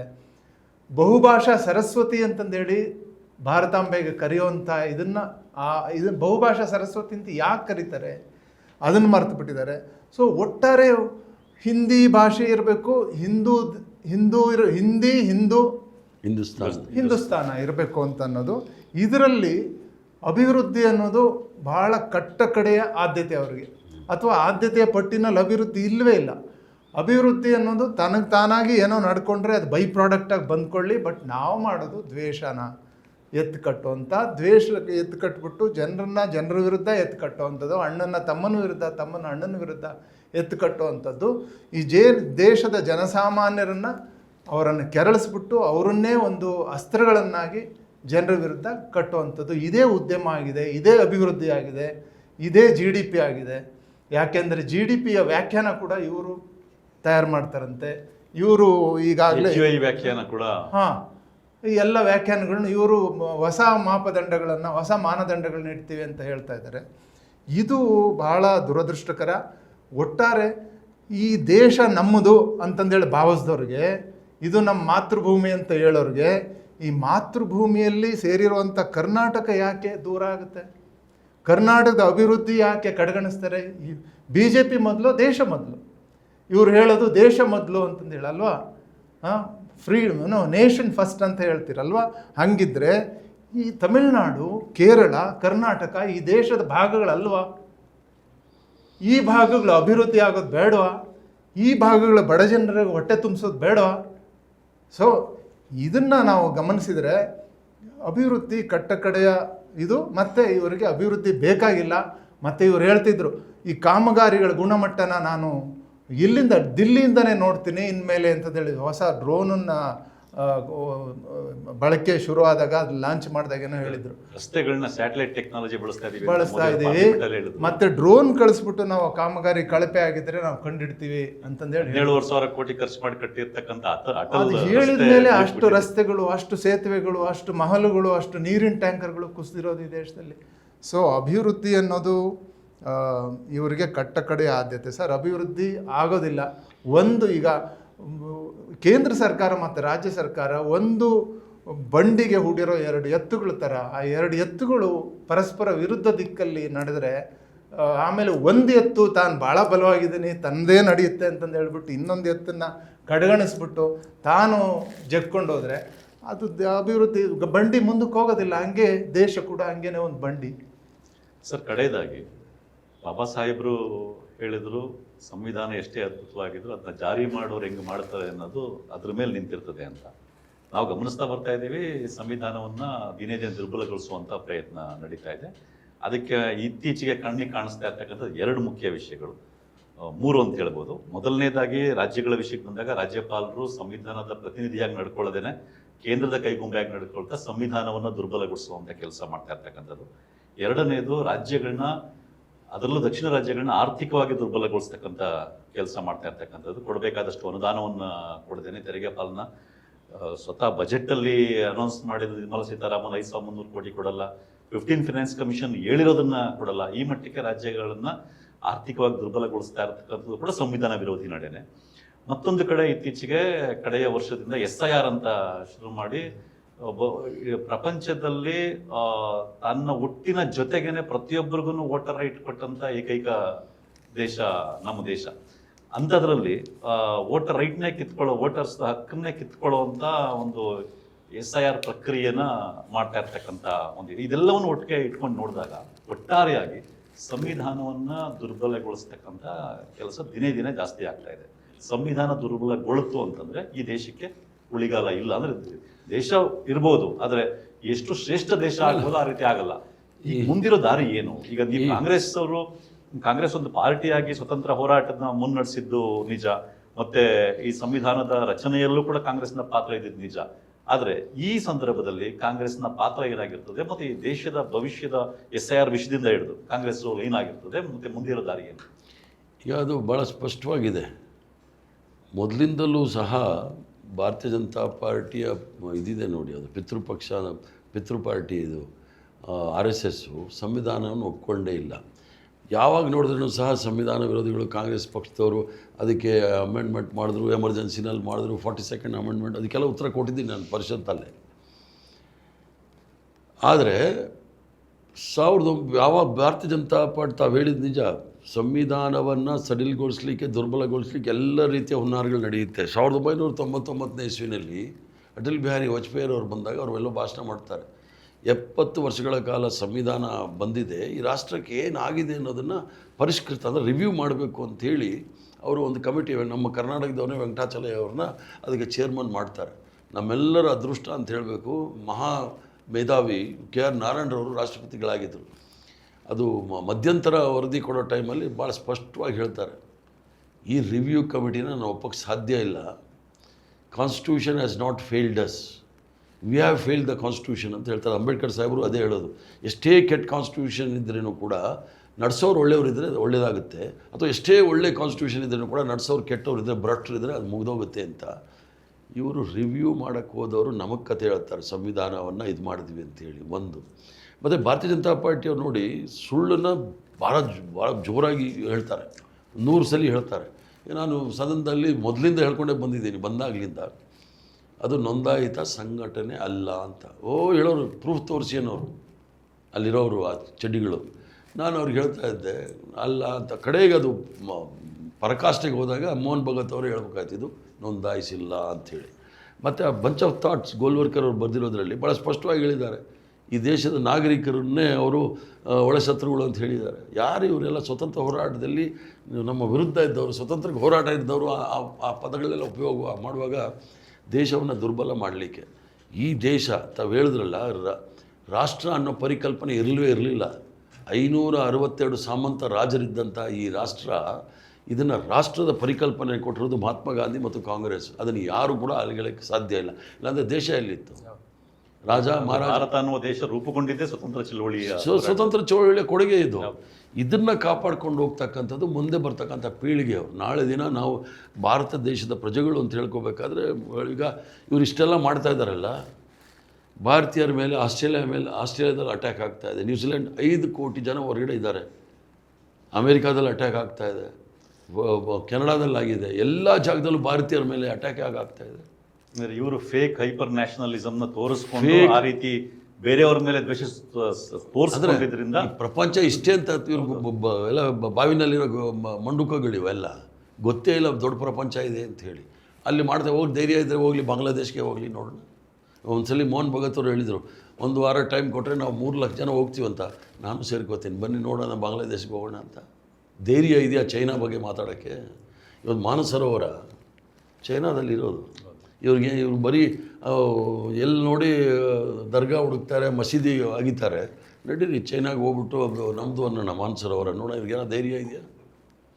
ಸುಮ್ಮನೆ ಅಂತಾರಾಷ್ಟ್ರೀಯ ಮಟ್ಟದಲ್ಲಿ ಮಾನವೀಯತೆ ದೃಷ್ಟಿಯಿಂದ ಎಲ್ಲರೂ ಸಹ ಅನ್ಯೋನ್ಯವಾಗಿ ಬಾಳಬೇಕು ಅಂಥೇಳಿ ಸಾಕಷ್ಟು ಸಂಘ ಸಂಸ್ಥೆಗಳಿದೆ. ಅದನ್ನು ತಿಳ್ಕೊಂಡು ಮುಂದೆ ಹೋಗೋದೇ ವಿನಃ ಇವ್ರು ಕೂತ್ಕೊಂಡು ಕುದುರೆಗೆ ಇದಾಗ್ದಂಗೆ ಆಗೋದಿಲ್ಲ. ಈ ರಾಷ್ಟ್ರ ಭಾಳ ದೊಡ್ಡದು. ಈ ರಾಷ್ಟ್ರದಲ್ಲಿ 140 ಕೋಟಿ ಜನ ಬದುಕಿರ್ತಕ್ಕಂಥದ್ದು ಯಾವುದೇ ಧರ್ಮ ಜಾತಿ ಹೆಸರಲ್ಲ, ನೆಮ್ಮದಿಯಿಂದ ಸೌಹಾರ್ದತೆಯಿಂದ ಬದುಕಿರೋದು ನಮ್ಮ ಸಂವಿಧಾನದ ಆಶಯದ ಮೂಲಕ. ಅದರಿಂದ ಅದನ್ನು ಕಾಪಾಡ್ತಕ್ಕಂಥ ಕೆಲಸ ನಾವೆಲ್ಲರೂ ಸಹ ಮಾಡಬೇಕು. ಸ್ನೇಹಿತರೆ, ಇಷ್ಟೊತ್ತು ಈ ಚರ್ಚೆಯನ್ನು ನೀವು ಗಮನಿಸಿದ್ದೀರಿ. ರಾಜ್ಯಪಾಲರು ನಡ್ಕೊಂಡ ರೀತಿ ಏನಿತ್ತು, ಅವರು ರಾಷ್ಟ್ರಗೀತೆಗೆ ಗೌರವ ತೋರಿಸದೆ ನಡ್ಕೊಂಡಂಥ ರೀತಿಯನ್ನು ಹರಿಪ್ರಸಾದ್ ಅವರು ವಿರೋಧಿಸಿದ್ದು ಈ ಚರ್ಚೆಯ ಮೂಲಕ ನಿಮ್ಮ ಮುಂದೆ ಬಂದಿದೆ. ಅದೇ ರೀತಿ ಸಂವಿಧಾನದ ವಿಷಯದಲ್ಲಿ ಬಿಜೆಪಿ RSS ನಡ್ಕೊಳ್ತಾ ಇರ್ತಕ್ಕಂಥದ್ದು ಇರಬಹುದು. ರಾಜ್ಯಪಾಲರುಗಳು ಇತ್ತೀಚೆಗೆ ಅತಿ ಹೆಚ್ಚಿನ ಮಟ್ಟದಲ್ಲಿ ಕೇಂದ್ರದ ಕೈಗೊಂಬೆಗಳಾಗಿ ನಡ್ಕೊಳ್ತಾ ಒಂದು ಒಕ್ಕೂಟ ವ್ಯವಸ್ಥೆಗೆ ಧಕ್ಕೆ ತರ್ತಕ್ಕಂಥ ರೀತಿ ಆಗ್ತಾ ಇರ್ತಕ್ಕಂಥದ್ದು ಇರ್ಬೋದು. ಇದಕ್ಕೆ ಮುಂದಿನ ದಾರಿಗಳೇನಿದೆ ನಮ್ಮೆಲ್ಲರ ಮುಂದೆ ಅನ್ನೋ ಅನೇಕ ವಿಷಯಗಳ ಬಗ್ಗೆ ಚರ್ಚೆಯನ್ನು ನೀವು ಗಮನಿಸಿದ್ರಿ. ಮತ್ತು ಇದೇ ಥರ ಚರ್ಚೆಗಳು ನಾವು ಮುಂದಕ್ಕೂ ಮಾಡ್ತಾ ಇರ್ತೀವಿ. ಈದಿನ.com ಜೊತೆಗಿರಿ ನೀವು, ಮತ್ತು ಈದಿನ.comಗೆ ಸಬ್ಸ್ಕ್ರೈಬ್ ಆಗಿ, ಮತ್ತು ಈ ಚರ್ಚೆಗೆ ಬಂದು ಭಾಗವಹಿಸಿ ಅನೇಕ ವಿಷಯಗಳನ್ನ ತಿಳಿಸ್ಕೊಟ್ಟಂಥ ಇಬ್ಬರಿಗೂ ಧನ್ಯವಾದಗಳು. ಮತ್ತಷ್ಟು ವಿಶೇಷ ವಿಡಿಯೋಗಳನ್ನು ನೋಡಲು ಮತ್ತು ಹೊಸ ವಿಡಿಯೋಗಳ ಬಗ್ಗೆ ತಿಳಿಯಲು ಈದಿನ.com ಯೂಟ್ಯೂಬ್ ಚಾನೆಲ್ ಸಬ್ಸ್ಕ್ರೈಬ್ ಮಾಡಿ ಮತ್ತು ಬೆಲ್ ಐಕಾನ್ ಕ್ಲಿಕ್ ಮಾಡಿ.